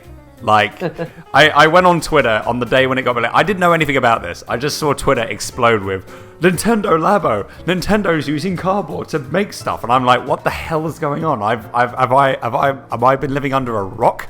Literally? Yeah. I've been living under a rock. Is this something? And I go on like Nintendo's YouTube channel to look at the video, and yeah, it's pretty much customizable cardboard where you can build stuff, put your Switch in, and use it for things. I mean, yeah, it's cardboard. That's all I gotta say about it. And you're paying like what? I thought it was $30, $40. People were saying it's gonna be $60, $70. Yeah, J10 says it's cardboard and they're charging just under $80 for it. $80 for Nintendo Labo. For that, I would say Nintendo have absolutely lost their marbles with that. Because, I mean, if it was cheaper, if it was like, say, $15, $20, I'm like, okay, you know, Weird concept, weird idea, but it's cheap, so that's fine. But you're doing it for $80? It's like, no. Why would people are going to buy it. Oh, sorry, J10's wrong. It's $69. Well, it's $70. Still $70. But it's like, people are gonna buy it. I mean, I probably won't for a long time, but I might do. Just because I want to try it just to see what the hell it is. But yeah, it's like, it's a lot of money for cardboard. I'm not gonna lie. And because they're saying it's customizable. It's a special type of cardboard where you can be able to build stuff with it. And I'm like, okay, I get that. But if I wanted to build something, I'll just get Lego Dimensions. That's cheap. Yeah. It's like, I'll just buy Lego Dimensions. You build stuff, you use it to play with characters in a game, and you get the Ghostbusters in, like, I don't know, Doctor Who's land or something like that, or just anything. You can pilot the TARDIS as Sonic flying around Hogwarts. That is pretty much the equivalent of what Lego Dimensions is. Yeah, pretty much. But yeah, that's the thing. It's like, it's a lot of money for cardboard. It's insane. Victor says, so they removed game manuals, yet something like this is coming out. Yeah, pretty much. Will this even have a manual? I don't know. Jason says, I feel the price for cardboard is way too much. More importantly, cardboard is easily broken. That is true. And Valon's just jumped into the chat. Hello there, sir. How are you? Hope you're well. He says, Sonic is winning. Well, for now, that may change. I mean, hopefully he wins, but we just have to wait and see. Please don't let us have another tie. I'm begging for not another tie. It's like, ties are great, but let's just have a clear winner this time around. But yeah, that's the cons. Let's look at the pros, though. Yes, it's customizable cardboard. And mainly a lot of people... The main people that will probably use this is going to be kids. And in a way, I've seen the things that you can use with Labo. You can build like little vehicles. You can build like stuff to put on the screen, so then you have like a little bit of an experience of like... when you're playing the game. You can even use the cardboard to make yourself into a robot, and then when you're moving around as the robot, you're pretty much the robot's moving in the game. It's kind of like cheap virtual reality when you do stuff like that. In a way, I think of it as cheap virtual reality. It's good because if you can't afford, like, I don't know, $400, $500 on a virtual reality headset, maybe Labo would be a good alternative for now, for playing those games that kind of feels like you're in like the game, so to say. And for kids that are using this, it is a great way to help build their creative mindset, so to say. It's good for creativity, and I get why Nintendo have done it. And when I say kids are going to be using it, they're going to be building stuff. They're going to be like using all the parts from multiple things. They might even use it to build their own thing in order to get like a better gaming experience. And I feel like with having children use it, it's a great way to help them like learn how to make things creatively. Go on a hands-on approach, because if they do something like that, and it helps them with like their skills, like their crafting skills or something like that. Maybe in the future, you never know. They might want to be like they want to get a career when they use their hands. Like maybe into like woodwork or building, like construction or something like that. So in a way, it's a con because it's a lot of money for cardboard, but it's a pro because it's like when you have the next generation of people, next generation coming in, next generation of kids. It'll help them, it'll help them with their skills, develop new skills, and helps them with their creative mind, because maybe in the future they might use Nintendo Labo, and then when they're adults, they might use that skills that they use for building cardboard on a Switch, use that creative mind to build something bigger and better for the world. So, I mean, that's what I'd say for my pros and cons. James, what do you think?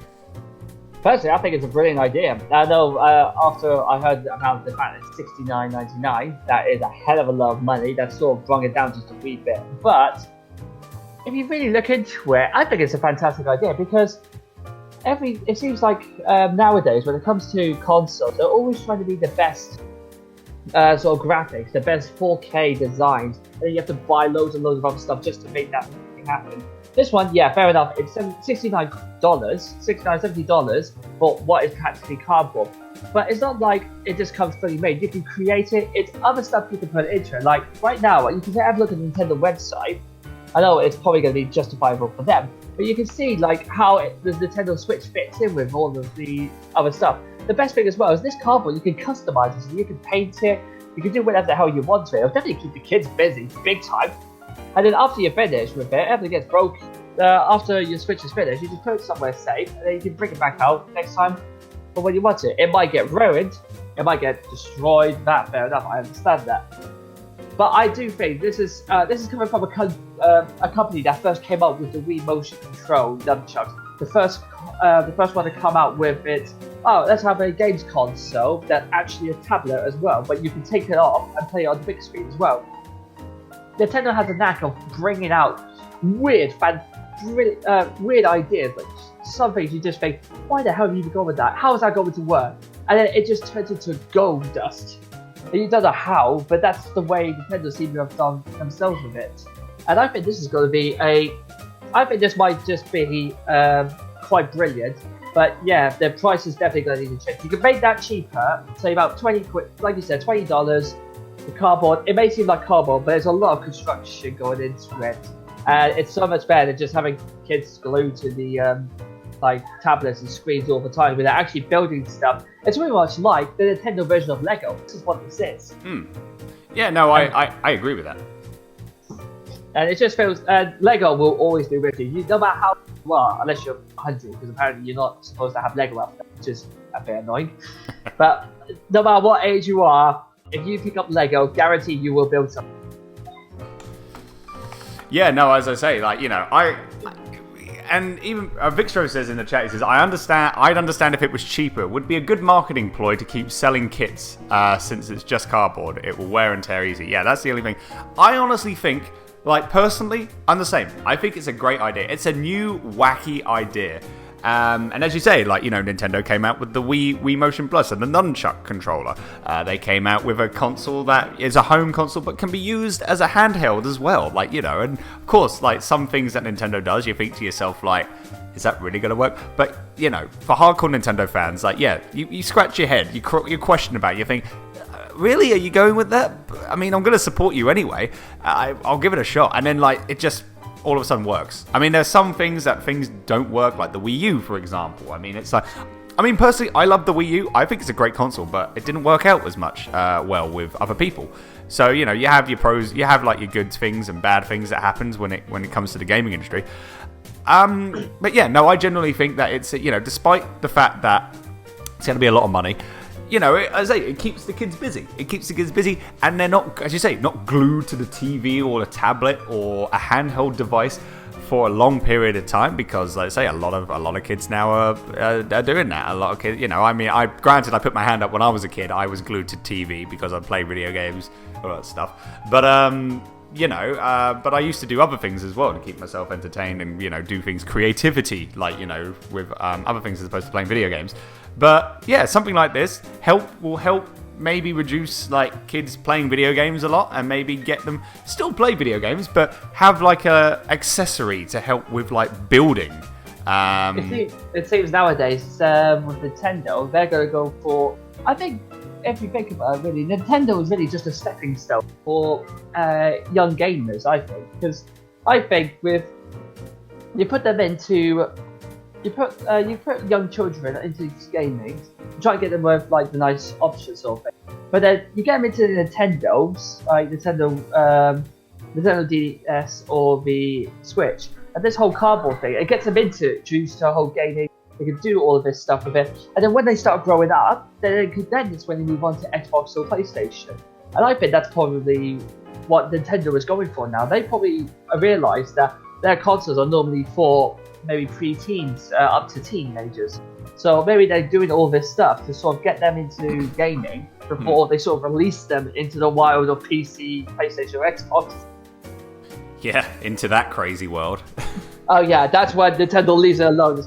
Nope, That's it. You want to run now? You Well- guys have fun with that. Well, I mean, we have got Doom on the Switch, so I mean, they are getting like maybe some high-rated games for the console for the fans. So I mean, it's like, but yeah, mainly I can see like Nintendo are going for like pre-teen, teenager, young adult, like also young adult like audience, which is understandable and it's good. It's good that they're trying to like get that audience, but they're also trying to like help keep the old school fans happy as well with specific things. So, but yeah, no, I can agree on that where you say like Nintendo are trying to like, I think they're mainly going for like the younger audience, so to say. I just jumped in the chat. Hello there, Tallyho, and Firestars just jumped in as well. Hello to you, sir. I says, are we talking about cardboard? Jamie loves cardboard. Oh, does he? Jamie loves the cardboard, Mr. Wonderman. Oh, goodness. Nintendo never makes mistakes. Well, I mean, they do. There are some mistakes, Every console has made a mistake, though. Exactly. And I says, creating a gateway to sell non-Nintendo. I'm confused. Yes. Well. I don't think that's their intention. If they, we'll just do Nintendo. We'll just do it so they can release. I think that's sort of their not really their marketing ploy, but that's where it seems to be coming into, where Nintendo will be like getting all these kids into gaming, and then eventually they'll start growing out of Nintendo consoles. But then that's where they'll go into the past of Xbox, PlayStation, or PC gaming. And I think they not necessarily intentionally doing it. No, I think that's what they saw it is. It's sort of is the stepping stone for it. Yeah, but I mean, sure, like, I mean, if they decide to go for, like, if kids decide when they grow up and they decide to go to other consoles, they might still stick with Nintendo because there's, like, there's some great first-party titles on Nintendo. Of course, you've got Super Mario. Oh, absolutely. You've got StarFox. You've got Pokemon, for goodness sake. It is, I just said, my daughter loves Animal Crossing and Pokemon, but also, like, Street Fighter V and Project Diva and Rez. Well, yeah, Rez is just amazing, and your daughter's played a good game. Rez is amazing. I'm glad you got your daughter to be playing Rez, well. Yes, Firestar says, I disagree, Andy. And it's like, yeah, that's fine. I mean, a lot of people don't like this idea of the Labo. And they think it's just, just a quick rich scheme, so to say, for people. Because people are going to buy it. There's going to be people that are going to complain about it, but they're going to buy it. It's going to happen. They're not going to just sell it. It's not a case of they'll sell it and then hopefully maybe get one. They will get a couple, especially like you said, the hardcore Nintendo fans will definitely buy one. Yeah, it's not just one pack. It's going to be a multiple array of packs for cardboard, and yeah, people are going to buy it, and it's going to suck. I mean, they might not sell a lot. Maybe I'm thinking because they're putting it up for $70, not a lot of people are going to buy it, and then maybe they'll gradually reduce their prices, and then as soon as the price drops, then that's when people are going to be going, okay, now I'm going to buy the packs because it's now cheaper than it was originally. Yeah. So, yes. So, I mean, it'll be interesting to see. But yeah, no, I mean, it's like, it's a weird concept and people might not like the idea. Some people do. I mean, it's cardboard and you're paying a lot of money for it. But it's a good thing to have and it's a weird and creative way for Nintendo to help kids, like, be creative, so to say. That's why I go for it. So it's a good way to help kids increase their creative mindset. And they'll be able to maybe, like, say in the future with these sorts of things, when they grow up, they'll be able to be more creative thanks to Nintendo Labo. So you just never know. Yeah, definitely. II says, alas, doesn't like Sonic, as don't like watching him die. Oh, Nintendo not make mistakes with sarcasm, sorry. Make knockoff versions and sell them. Oh yeah, well that will probably happen. I won't be surprised. I will not be surprised that if Labo goes well, there's going to be third-party companies that are going to be like, buy our version of Labo. UPS are going to have a field day. Oh god.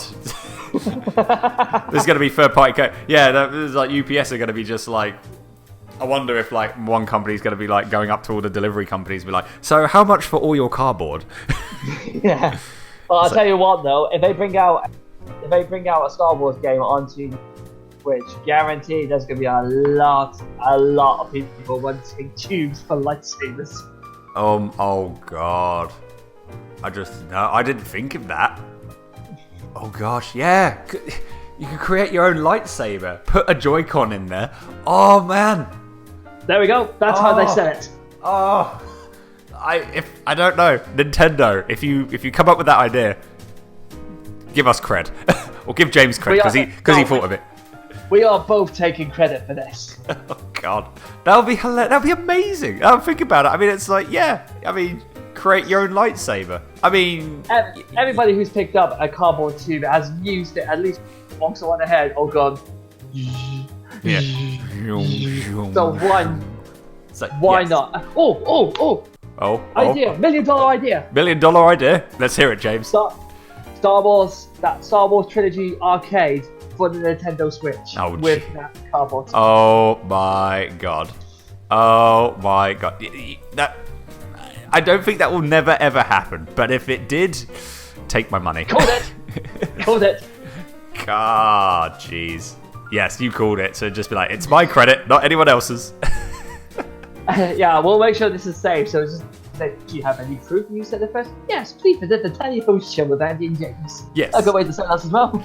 Oh yeah, that's true. It's true. II says Green Viper Enterprises. So pretty much, are you saying Green Viper is going to be making these third-party Labo stuff? It's going to be Green Vabo. Green Vabo. So call it. Of course he won't sell it though, Andy. He won't sell it, mostly because we have the Tally Ho Enterprise. Tally Ho Enterprises, goodness. I didn't know Viper owned a company. No, neither did I, J10, neither did I. But yes, no, I mean, like, a Star Wars Switch game where you build your own lightsaber, or you build, like, maybe like a little pod racer or something like that, so you can be able to do racing. I mean, like, stuff like that, yeah. I mean, if you're gonna add, like, big franchises into the mix, then that's probably gonna be... That'll probably sell, like, a lot more, I would say. Like, that'll just be insane. That'll just be insane. Now I'm thinking about it. That's actually not a bad idea. Thank you. Damn it, James.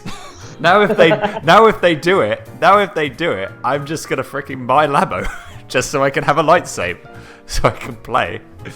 Me as well. Although I says cardboard Jar Jar Binks. Jar Jar Binks. Jar Jar Binks first. No. Although actually, you could have a cardboard Jar Jar Binks, just as long as it's like a boxing competition. Me saw Jar Jar Binks. Why, but Jar Misa hurt bad. Like, Jar Jar Binks is so good. I like Jar Jar. He's a great character. Get out. No. I mean, everyone gives him smack, but I thought, yeah, he's comic relief. He's comic relief for episode 1. I thought he was pretty good. I like Jar Jar. I like Jar Jar. Also, Brian Blessed was in Star Wars Episode 1. That was pretty badass. That was pretty good. I did like that. I did like that as well. Jar Jar Binks is a Sith Lord. As per Asmodan. So. But they have said something like that, so not really surprised about that. You know, that is true. I mean, we have heard stories, but... You know, give him some love. Give him some love. Anyway, moving on before we get into a different debate. Look up the full theory. Look up the full theory. I have read the theory, and I'm just like, oh, okay. I looked at it. I'm like, it does make sense, as what Asmodan says. It does make a lot of sense. I'm just like, I still like him though. He's cool. Dive, as Electric says. Oh, J10 messaged Viper to say like he has his own company, and then Viper replies with, "Oh shit, you're on to me." That's it. He's making third-party Labo. It's official. He's trying to set a goal line. Goodness. And Edgeheads just jumped into the chat. Tally Ho to you says, "This revokes British man's Star Wars permit." Come on. I'm not the only one. I'm not the only one that bloody likes. Okay, I completely agree with Edgehead there. God damn it. God damn it. And then Electric says, "Brian Blessed rules." Yes, Brian Blessed. Yeah. I just love that big booming voice that he does. It's so good. You don't even if you don't know who Brian Blessed is, never seen him before, you hear his voice and you instantly love with it. Just watch Flash Gordon. Gordon. Or Blackadder. Gordon's alive. Yeah, there we go. Someone put it in. Yeah, Big Show just said it as soon as I said it. Yes, Gordon's alive. Beautiful. Beautiful. Or he was on Unbeatable Banzuki, which is hilarious. Banzuki. Okay. Yeah, because that's where it's like because Unbeatable Banzuki is like a TV show that was in Japan, which shows like all these crazy stunts that these people do in Japan. And and Brian Blessed is Banzuki Brian. And he's just commentating on what everything is, but it's just when he's just like Tune in for more unbeatable Banzuki. It's just his voice. I'm just like, I love that man. I love that man so far, so good. He's brilliant. There's talks of him having a. There's talks of him having a sat nav. With his voice on sat nav, an official Fine Blessed sat nav voice. I am typing it, downloading it. It's going in my car. In 500 meters, turn left in the next exit. Perfect. You have reached your destination. I'd be like, yeah, I'll get that. That'd be brilliant. That'd be absolutely brilliant. Or maybe Gordon's alive. You've reached your destination. Gordon's alive. Congratulations, you've reached your destination. Yes, that'd be brilliant. Be amazing. Electric says, what? He was on Unbeatable Banzuki? How didn't I notice? Yeah, I don't know if there was like a North American Unbeatable Banzuki, but on the UK Unbeatable Banzuki, he is Banzuki Brian. It's brilliant. Anyway, moving on back to the topic with Labo. We like, do that live, haven't we? We've done it, but who cares? It's like, it's fun. It's fun. But yes, I think we talked a lot about the Labo, and I think it's time for us to go for our conclusion, shall we, James? I think we should. So, because I've asked a question, Andy, why don't you start with your conclusion first? So, the Nintendo Labo, has Nintendo lost their minds, or is it utter bloody genius? I'm going to go 70-30. 70%, 30% of they've lost their bloody minds, but 70% of it's utter bloody genius. Yes, it is cardboard. Yes, it costs $70 to buy said cardboard, but it's the way they've made it, and for using it to be creative, so to say. It's a good thing to help with kids, to help improve their creative mindset, so that in the future, when they use those skills for the real life in the outside world, they could be able to use that if they want to be woodmate, like craftsmen, or work in construction or something. They can be able to have have that creativity, hopefully keep it as they grow up, and then use it for the outside world for the future generation. So yeah, it's a lot of money. It is. It's crazy, and Nintendo have lost a little bit of their marbles. But I think if they drop the prices a little bit, I think it'll go well. It'll go well. II says I think Labo is a bit soggy. Well, yeah, I mean it is a little bit, but hopefully, maybe when it comes out and the prices go down a bit, maybe it might be good. James, what about you? I have to agree with you, actually. It is insane, but Nintendo has a knack of being completely insane, and with their stuff actually coming through in the end. So, yeah, you're right, the price is way too much right at the beginning, but drop it down a little bit, and I think they're onto something here. I really do. It may be cardboard, but I do not see anyone else trying something like this, and I think that will probably set it, I think. It's the fact Nintendo have gone this sort of direction completely, and I think that's why going to help them. I think, yeah, when you say that, no one else is going to do it, because I think people are just like, that's dumb. Yeah, who want to do it? Exactly, some people will think that's a dumb idea, but then Nintendo go, that's a dumb idea. Let's go for it. Let's see what happens. Yeah, well, they got money, so why the hell not? Yeah, what we got? Let's see what happens here, because they must have done that with the Switch.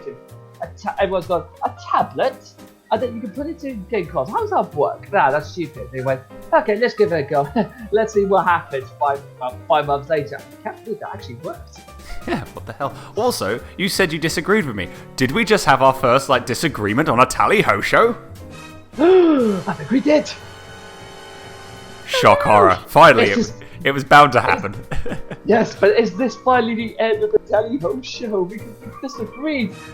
Now, of course it's not. I gotta annoy you some more. I put in the dun-dun-dun anyway, just for that. There you go. You get 2 dun-dun-duns for that, so there you go. Beautiful. So there you go, guys. That is it. So yes, that is our discussion for the Nintendo Labo. So interesting concept, and we'll see how things go with it when it gets released. So yeah. I'm saying that we could always do an extra stuff. We can actually do a follow-up subject on this later on. Maybe near the end of the year when it's actually come out. When it's come out and people started buying it, and then see if we can do it from there. Yeah, no, I agree with that. I think that's a good idea. We should totally do that for sure. II says, yep, but you could just get cardboard and make things like a castle. That is true. It's a good point. Victor says, I looked on Google Images. The motorbike one just reminded me of Super Hang-On. It does actually. Now that you think about it, it does actually feel like a little bit like Super Hang-On. It's Crazy. A bit, actually, yeah. Crazy. Okay, guys, so we're going to go for another music break, and then we're going to go on with our third and final topic, which is the listeners' topic. You lovely people get to give us topics, and we do have a topic right now. If you would like to send us a topic, it is very simple. You just send us an email, our email address being thetallyhoshow@gmail.com, and you will be able... just send us an email with the subject Tally-Ho topic. You can give us any gaming topic you would like.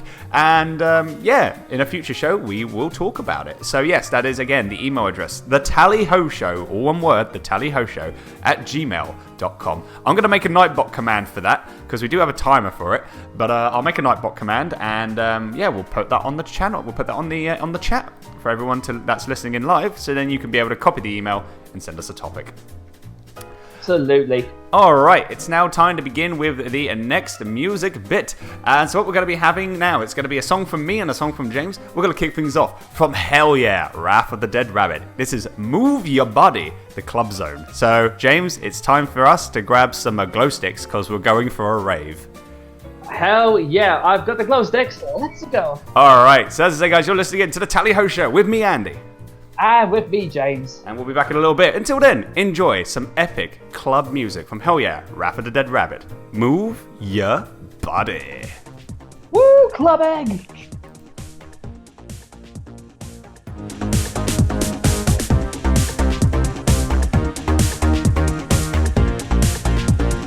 Move your body, let's go.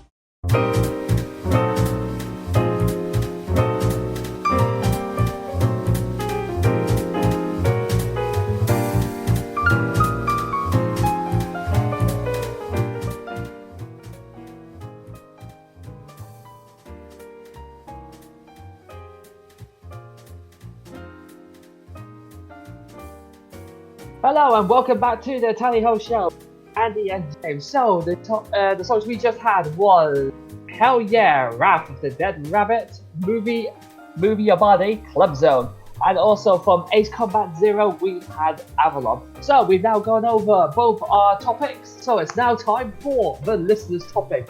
And today's listener's topics comes from none other than the Green Viper 8, which always gives us a good topic. So I'm looking forward to this one. Are you ready? Oh, I am. Lay it on me. Lay it on me. Giggity. Giggity.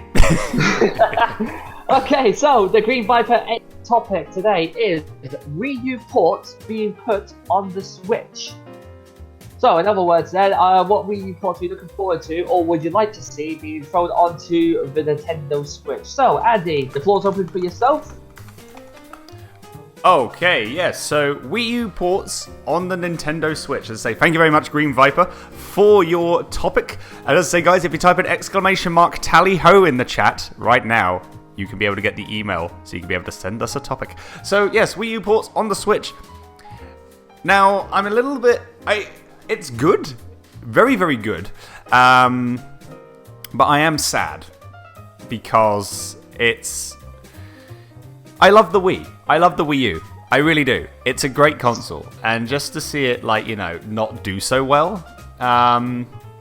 you know, it's kind of like, oh, but it's so good. There's some really good titles on it as well. But it just wasn't one of the things that Nintendo did right. I mean, I thought they did, but a lot of people said they didn't, which is totally understandable. But seeing, like, you know, they're trying to do, like, start again with the games and bringing them on, like, the latest console on the Nintendo Switch. The nicest thing as well is like, with the ports, they're adding extras to it. Which is good. So you got Mario Kart 8, you got Mario Kart 8 Deluxe on the Switch, Pokken Tournament DX. There's probably going to be some other ports coming out from Wii U games that will come onto the Switch. We might see, I don't know, Super Mario 3D World. That might come in.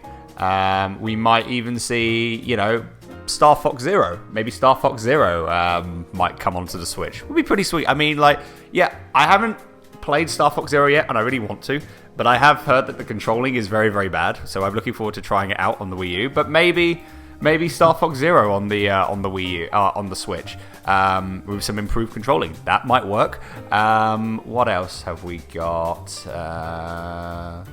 Trying to think if there's any other games that we could use on the Wii from Wii U to the Switch. What about Super Smash Brothers? Yeah, that'll be that'll probably happen. I mean, I would love to see them make a brand new Smash Brothers game, but they'll probably port that and maybe bring in some extra characters via the said port. So that'll probably happen. We also have Bayonetta 2, which was an exclusive for the Wii U, and that's coming out. That's going to be ported onto, and Bayonetta, that was on the Wii U, even though the first Bayonetta is out on PS3, PC now, and Xbox 360. But to see Bayonetta 2 be ported on the Switch, I'm looking forward to seeing that. That'll be interesting. But yeah, no, in my personal opinion, it's sad to see it, because I honestly really enjoyed the Wii U. It's a really, really good console. But at the same time, it's good. It's good that Nintendo decided to bring back some of those games from the Wii U, put them on the Switch, and add some extras to it as well. So it's not just like, here's the game again with all the boots and whistles. You know, it's just with just everything else, and that's it. But it's a kind of like, here's the game again, but we've added some extra features to it. So, you know, it just gives you some, like, more enjoyment to the game. So I like that. I really do. But yeah, at the same time, really, really sad that it's happening. People are talking about Green Viper says still making the anti-cardboard piracy. Goodness gracious. I says it's good so people who didn't get a Wii U can play the good games. That is true. Yes, people that didn't get a Wii U that did get a Switch can also play like Wii U games on the Switch, which is nice. He also says, StarFox, yep, I want that if I ever get a Switch. Yakuza, I mean, what was it, Japan? Nintendo and Sega, there was a Yakuza game on the Wii U, I think, if I recall. Yeah. I believe so. I might be wrong, or it might have been coming on the Switch. I think it was on the Wii U, but it was only out in Japan. It wasn't out anywhere else. Electric Boogaloo says, I just want me wave race. I want me wave race. That'd be nice to see. If we could get Wave Race on the Switch and F-Zero, that'll be freaking great. I would love that. Green Viper says the Yakuza team was at that Switch event, but hasn't made any games for it so far. Ah, right. Well, there you go. See, so maybe... Oh, probably only in Japan. Yakuza will probably be out on the Switch. Who knows? And Rockstar Dev has just jumped into the chat. Chally ho to you, sir. Hopefully you're well and good. And he says, "Don't Bethesda it, Nintendo." Yes. Don't pull a Bethesda. Don't any company pull a Bethesda, for goodness sake. So also Skyrim on the Switch. Play Skyrim on the Switch. That's very interesting. I was not expecting Skyrim to jump itself onto the Switch though. Neither did I. I'm thinking like that game is how many years old and it's still going strong with new ports and new ways of playing it. You can play Skyrim VR now on PlayStation. It's crazy. Yeah, I've heard of that one. Yeah. I want to get that just so I can try it out, but Anaya says, "Oh yeah, the early things Sega were like high and next." Only 7 years old. Oh, let's see. Only 7 years old, Victor says. I mean, well, yeah, it's a long time. At the same time, it's still young. So, I mean, you think about it. But, yeah, no, it's pretty interesting to see that Skyrim is going on Nintendo console. And Rockstar Dev says, new console here, have a Bethesda milked game. Yes, pretty much. Still waiting on Skyrim PR on the PC Master Race platform. I would like to see some of the Legend of Zelda games go on for the Wii U, because I remember Hyrule Warriors being on the Wii U. I'd love to see that go on the Switch. I think they're planning on doing that, if I recall. Really? I think I might be wrong. I heard a rumor. If it does happen, I mean, we had Hyrule Warriors on the 3DS. Yeah, get it on the Switch. That would be brilliant. I mean, we're getting Fire Emblem style, like Hyrule Warriors, but I think it's Fire Emblem Warriors. I think that's what the name is. But it's like the same sort of style as what Hyrule Warriors is, which is coming out on the Switch, which is going to be interesting to see. But yeah, that's what I say. It's cool to see that the ports are coming out from Wii U onto the Switch, but it's also very sad because the Wii U was a good console in my eyes. It's Hyrule Warriors going on the Switch. Yep, it's happening. It's happening. Yes, I am getting a Wii U for that. There you go. Wii U. Okay. Yeah, get a Wii U, James. Get a Wii U, but it's not going to be there anymore. Hey, it'll be cheap. Yeah, very cheap. But anyway, speaking of that, that's my 2 cents. Let's put in your 2 cents, James. What do you think about it? Pretty much what I just said already. I'd like to see some. I've never actually got the chance to play Wii U, unfortunately, so I can't really decide. But looking through all the games now, there's a lot of stuff on there that I would love to see in the Wii U, like Legend of Zelda, the Twilight Princess. I love the Twilight Princess as its own, so that on the Nintendo Switch would just be awesome for me. That'd be enough for me to say, yeah, you can get that, as well as Breath of the Wild and all that stuff. The Hyrule Warriors as well, Super Smash Brothers, that's a definitely going to be on there. It's almost Nintendo's capital sort of platform, really, apart from Mario. But no, there's not really much else. Everything else just what you just said as well. What is you've got to do it. Sorry about that, mate. I mean, yeah, great minds think alike, eh? Right? Yeah. Yeah, I'll go for that one. Okay. Although that's also the Green Vipers on the Switch now has that reputation of that game you only find at the console thing. But I would love to see Poker Tournament on there. I can't wait to play on it. Yeah, I saw that people are hacking Pokken Tournament on the Switch. Because I saw someone showed me a picture of I forget the name of the bloody Pokemon. It's a sword Pokemon. See, this is what happens when you haven't played Pokemon in a long time. There's new Pokemon. I'm just like, wait, what are you? But there's about 800 Pokemon now. I've lost count. Yeah, and it's a sword Pokemon, but he's holding up the remember like Yu-Gi-Oh! In the new series, like the later series, when they have like that arm thing where it has like it's a portable like deck. Dual disc. Yeah, dual disc. That's like a dual disc. See, I haven't watched Yu-Gi-Oh! In a long time. Dual disc. It's a dual disc. Dual disc. That's what I said. Dual disc. No, you didn't. You said dual disc. Did I? Well, don't go that far. Okay, sorry. Yeah, that. Someone modded that on that Pokemon. That's brilliant. I'm like, what the hell? I'm like, that's crazy. Well, it's like insane, but funny. I've got to see that. I have got to see that. It's on my Discord. Someone actually posted an image of it. It's up somewhere up there. You have to scroll up, keep scrolling up, and then you'll find it eventually. It is there somewhere. I'm trying to find it now. Give me a sec. It's on last Monday at 2:18 p.m. It was by Spencer who posted it. So yeah, it's like, the hell, that's crazy.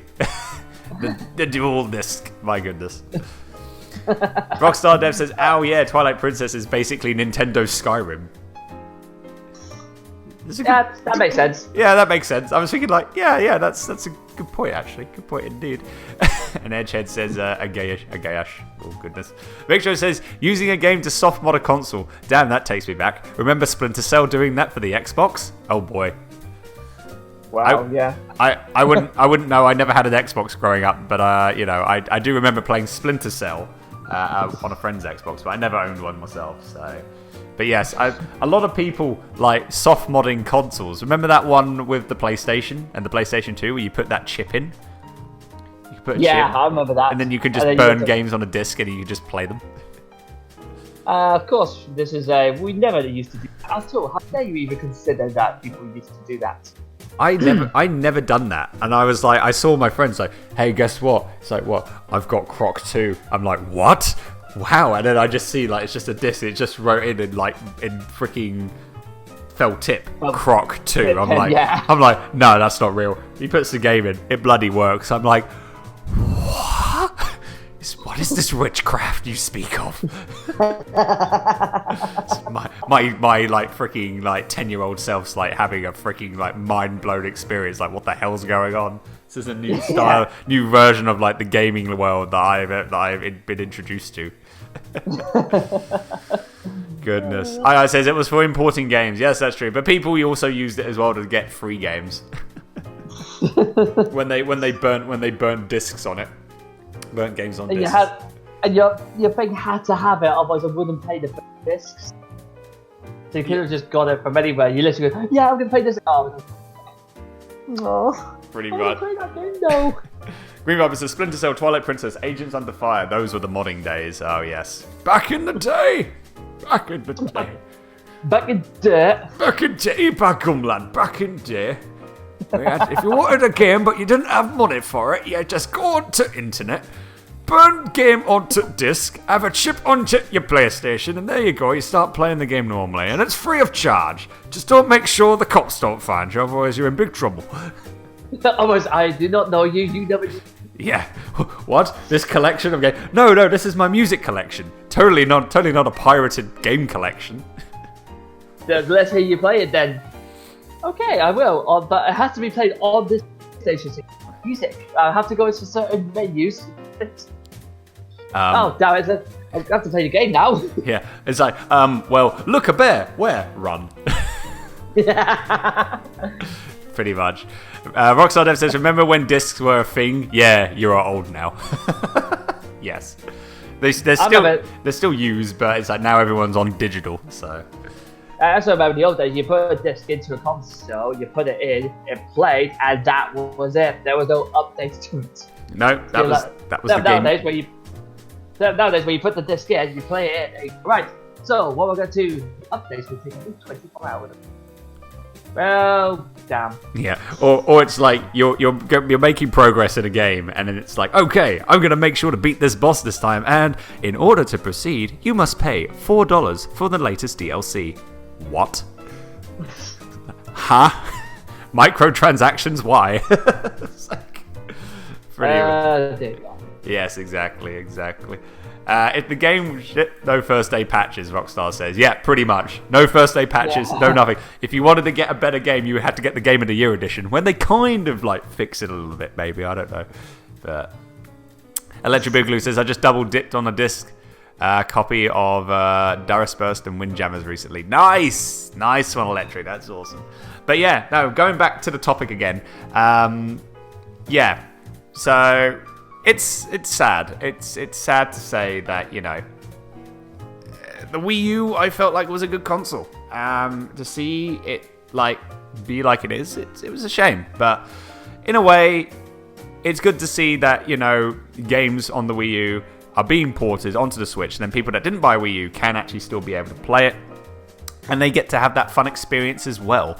But yeah, I think it's good. It's good. It's good. It's a good idea. It's a good thing to have. But yeah, no, I'm just sad because I enjoyed the Wii U. So that's my conclusion to it. James, what about you? My conclusion is I can see a lot of games to the Switch, and I think it'd be a fantastic idea. It's just going to be all the games I really want, like the Pokemon Tournament, the Legend of Zelda for me, and Super Smash Bros. I know they will make it into it, but it'd be nice for them to sort of finally get it on there straight away instead of having to wait years and years for it. Yeah, that's true. So there you go, guys. That is our listener topic. Thank you very much to the Green Viper 8 for giving us that said topic. And as I say, you can give us a topic as well for a future show. All you got to do now is, if you want to get our email address, it's the Tally-Ho Show, all one word, the Tally-Ho Show @gmail.com. Just type an !Tally-Ho in the chat, and you'll get all the information there. Victor says your devs would either just not bother or quality release newer versions of the game without public knowledge. So yeah, that is true. Back then they had to actually play test before releasing games. Now it's cheaper to just throw a game out with little testing and patch it later. The public is now the tester. Yeah, pretty much. You took the words right out of my mouth, mate. You really, really did. And Ed says, I'm waiting for Nintendo to make the Brit is Handy simulator. God damn it. It's the British Handy, but people think it's the British Handy. Yes, okay. Who would want to buy that game? I don't know. Just sip tea all day. That's a simulator in a nutshell. And that's definitely the plan. Yes. Electric Boogaloo says, remember QA? That was a thing. Goodness. Playtesting is a thing, but they hired donkeys to playtest now. Well, I mean, we don't know what happens, what goes on in gaming companies and industries, but sometimes game testing is good, sometimes it's not. It's just life. To be fair, though, Victor says games are so many times more complex than what they used to be. And Green Viper says they don't actually hunt for glitches and instead just play the game normally. And they're just like, yeah, it works. Yeah, I can't see any glitches. Just, yep, all good. Day one release. There's so many bugs. Oh. No, but why is there so many bugs? You're supposed to fix it before it comes out. Damn it. And then next day, 2 gig patch. Oh, dude, yeah, and it takes about a year to sort of get them in. You're like, yeah. Why? If you have bad internet, then you're screwed. Yeah, pretty much. or Rockstar says they didn't find that bug while testing. Yeah. Oh, we didn't see that. We checked everything. JT says, yeah. JT says perfect example of the game. Of a game that was probably not tested, Sonic Boom. Remember Sonic 06, Rockstar says? And Electra says Mass Effect Andromeda. Yeah. Yes. Andromeda. Yeah, that was it. I'm still half asleep, so that's just me. Anyway, let's go on. It's time to now find out who our current king or queen is going to be for the Throne of Games. Yes. That is the important question lasting for now. So, what we have, guys, if you've just tuned in, this is the Throne of Games, where you guys get to decide who you'd like to see be crowned the king or queen of the Throne of Games. We have our current king, which is Sonic the Hedgehog, and our new competitor, which is James's competitor, which is Tomb Raider Lara Croft. I'm going to put the voting poll in again. For anyone that's just tuned in, click on that poll, vote away. James, what do you want to talk about Lara Croft quickly? Well, there's not really. The only thing I've said about her is already that needs to be said, really. It's the fact that she is the perfect person to be our first queen of the Throne of Games. She's British, she's an archaeologist, her games have been fantastic from non-stop. She's the one person who probably got me into action and platforming. She's captured the public eye in film, she's got a new one. Well, I think she will outlive us all, and she is one of the best female protagonists that this gaming universe has, and probably will see for the rest, but that is, as I said, my own opinion.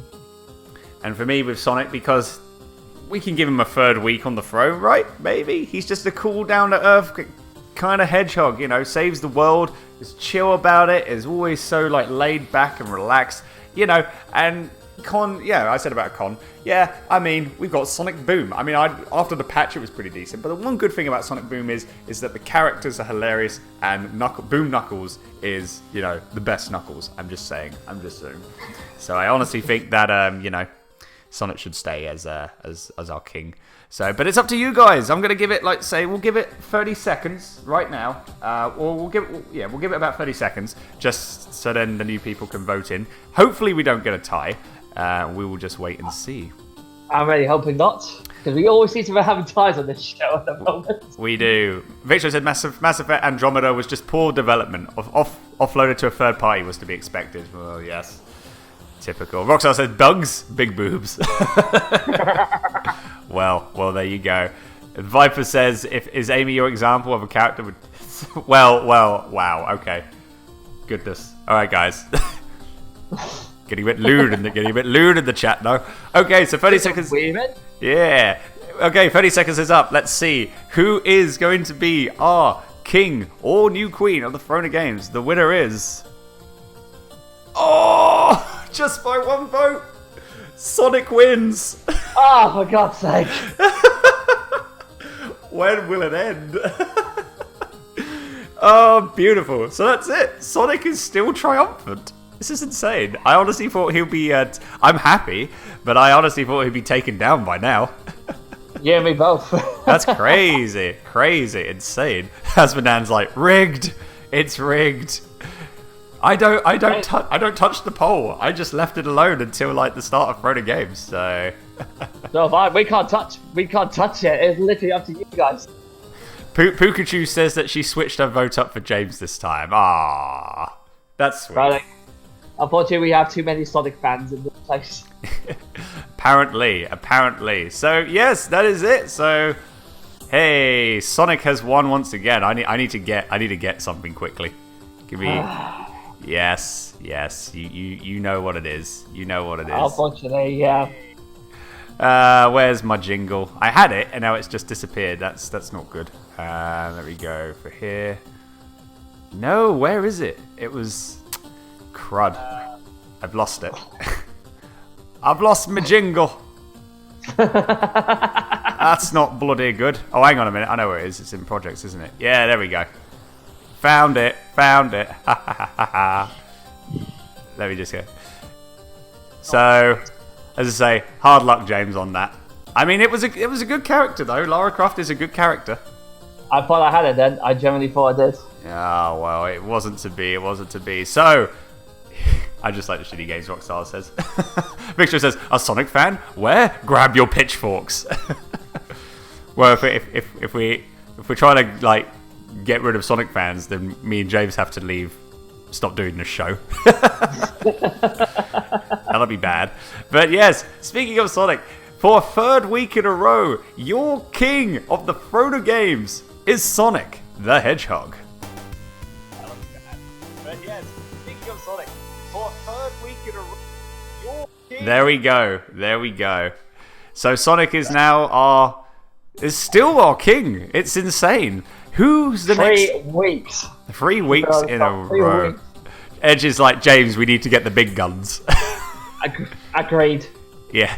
J10 says, I think he should pull out. Nope, not going to mention it. Oh god, no, don't even do that.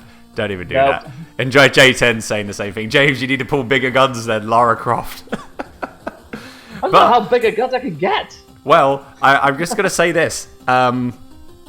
James is not going to be participating in the Throne of Games on the next episode.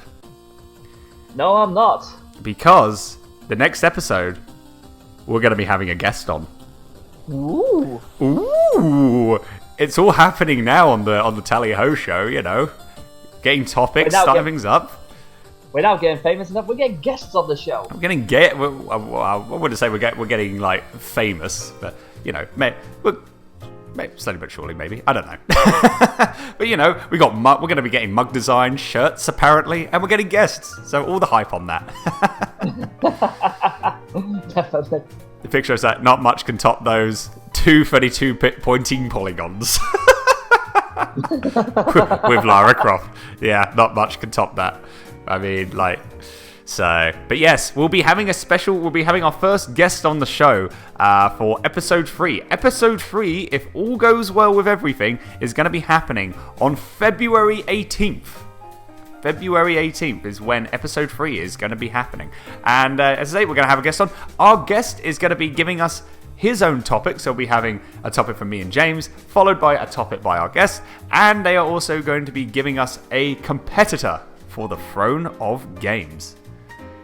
And hopefully this time they'll actually win and knock Sonic off. yes, and if they do win, then on the episode 4, James then has to try and, take over that said character to try and sweeten the deal. So, all the fun stuff on that. All the fun stuff on that. Rockstar says, Lara Croft, remember Tomb Raider 2013? Lara's basically crying through that whole game. Yeah, because it was a young Lara. She was a young Lara back then. That was how she became the legend. I do prefer the actual legendary now. But yes, and so that's what's going to be happening. Well, hopefully we'll be getting a guest on, and I say the next show is going to be happening on February 18th. So if you are free, then please feel free to come by.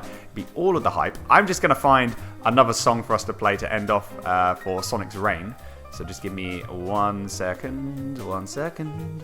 What am I going to give him though? What am I going to give him? That is a very, very good question. There's a lot of songs though. There's a lot of songs. You know what? You know what I'm gonna do? I'm gonna do this one because this song's so good. Yeah, that's what we're gonna play. We're gonna add a little bit of Sonic R into this. Sonic R's so good. So yeah, we got the song up, ready to go. But yeah, guys, that's it. That is the end of the show. That is the end of episode 2 of the Tally Ho Show. James, how did you feel like it went today?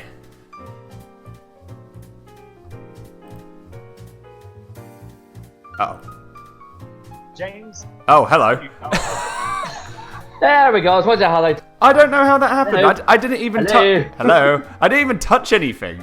I was like, wait, why have I all of a sudden, like, you've disappeared? I'm like, I didn't even do anything. Freaking Discord screwing up. No, it's just a case of I'm just a bit annoyed to go, let's just cut him out for a bit because it's my turn, it's my victory. How dare you, sir? How dare you? So, yes. You're the one got me off. Well, yeah, fair enough. But, James, how did you feel like today went? I absolutely loved it, as I always do. But wanted again the results, but hopefully next week I will come back and pick a winner. Well, actually, next week it's going to be the guest who's going to pick the winner, and then we can find Dr. Sonic off this pipe. Yes, maybe. Who knows? You just never know what happens on the throne of games. But glad you enjoyed yourselves, and everyone's just like, did you say Sonic R? Supersonic Racing? It might be. Who knows? And Rockstar says, why 16th of February? Why not the 14th of February? It'll be the 5th. Well, yeah, because that's Valentine's Day. or for me, single appreciation day. Single appreciation day. Yeah, that's what I'm going to call it. Oh, and by the way, man, I hate to kind of... because you've gone so well in this episode without making a single mistake. It's February 18th, not 16th, because everyone else says 16th. No, that's what Rockstar said. He said, why 16th of February, why not 14th of February? No, it's the 18th. I did say the 18th, didn't I? I swear I did. I probably did. I think you did, yeah. Yeah. I'm sitting there on the script thinking... I'm bloody going back onto the VOD and I'm going to have just double check, because if I said 16th, damn it. There's always one episode where I make a mistake, every time. So close. So close, yet no cigar. You and most people. 16th because Bayo. Oh, because Bayonetta. There you go. Rockstar says you did. I replied to Green Viper, you dingus. Oh, well, there you go. Oh, that's why. I didn't see Viper's reply. Why February 18th when you can have February 16th? Well, that makes sense. Okay, cool. Now I know. Now I know. You and most people. Single Appreciation Day, yeah, that's what we're going to call it. Or for me, Trails of Cold Steel 2 Day. Or for Vicstro, for Bayonetta, Christmas Day number 2 in Japan. I think that's for Bayonetta, maybe. Anyway, guys, that is it. That is the end of the show. We are going to end things off with some Super Sonic Racing from Sonic R, made by Richard Jace and sang by the amazing TJ Davis. That's what we are going to be having on. I need to find a song. We're also going to be having, because we like Wave Race so much, we've got a Wave Race remix. So we're going to be having a Wave Race 64 remix made by James Landino featuring Danimal Cannon. I think that's his name. Let me just double check. Danimal Cannon, I believe. If I got his name wrong, I apologize. But it's another one of those grab your glow sticks songs. It's so I got my good. gloves there for the previous one. Good. Yeah, we're going to end things off with a rave. It's going to be amazing. So 4 is a lone day. Yeah, rockstar. But yeah, guys, that's it. That's the end of the show. Thank you all so much for coming by and listening in. Please be sure to come by to the next show. There's a Wave Race 64 remix of Blue Storm. Oh, okay, that's cool, actually. Yeah, I got this summer remix, so, should be good. As I say, the next show is going to be on February 18th, and we will be having a special guest on the show, so look forward to that. But until then, guys, this has been the Tally Ho Show. I have been Andy.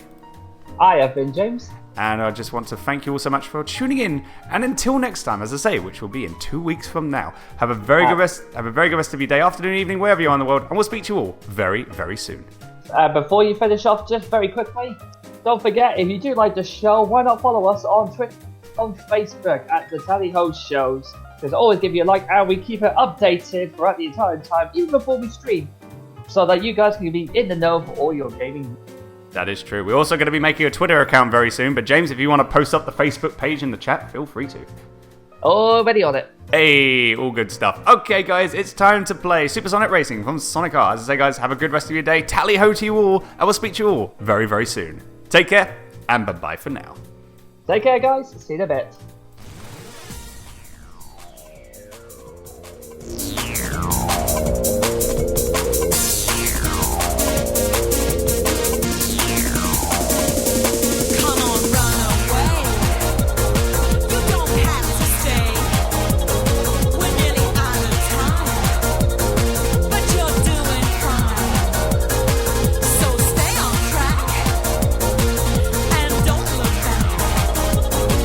Just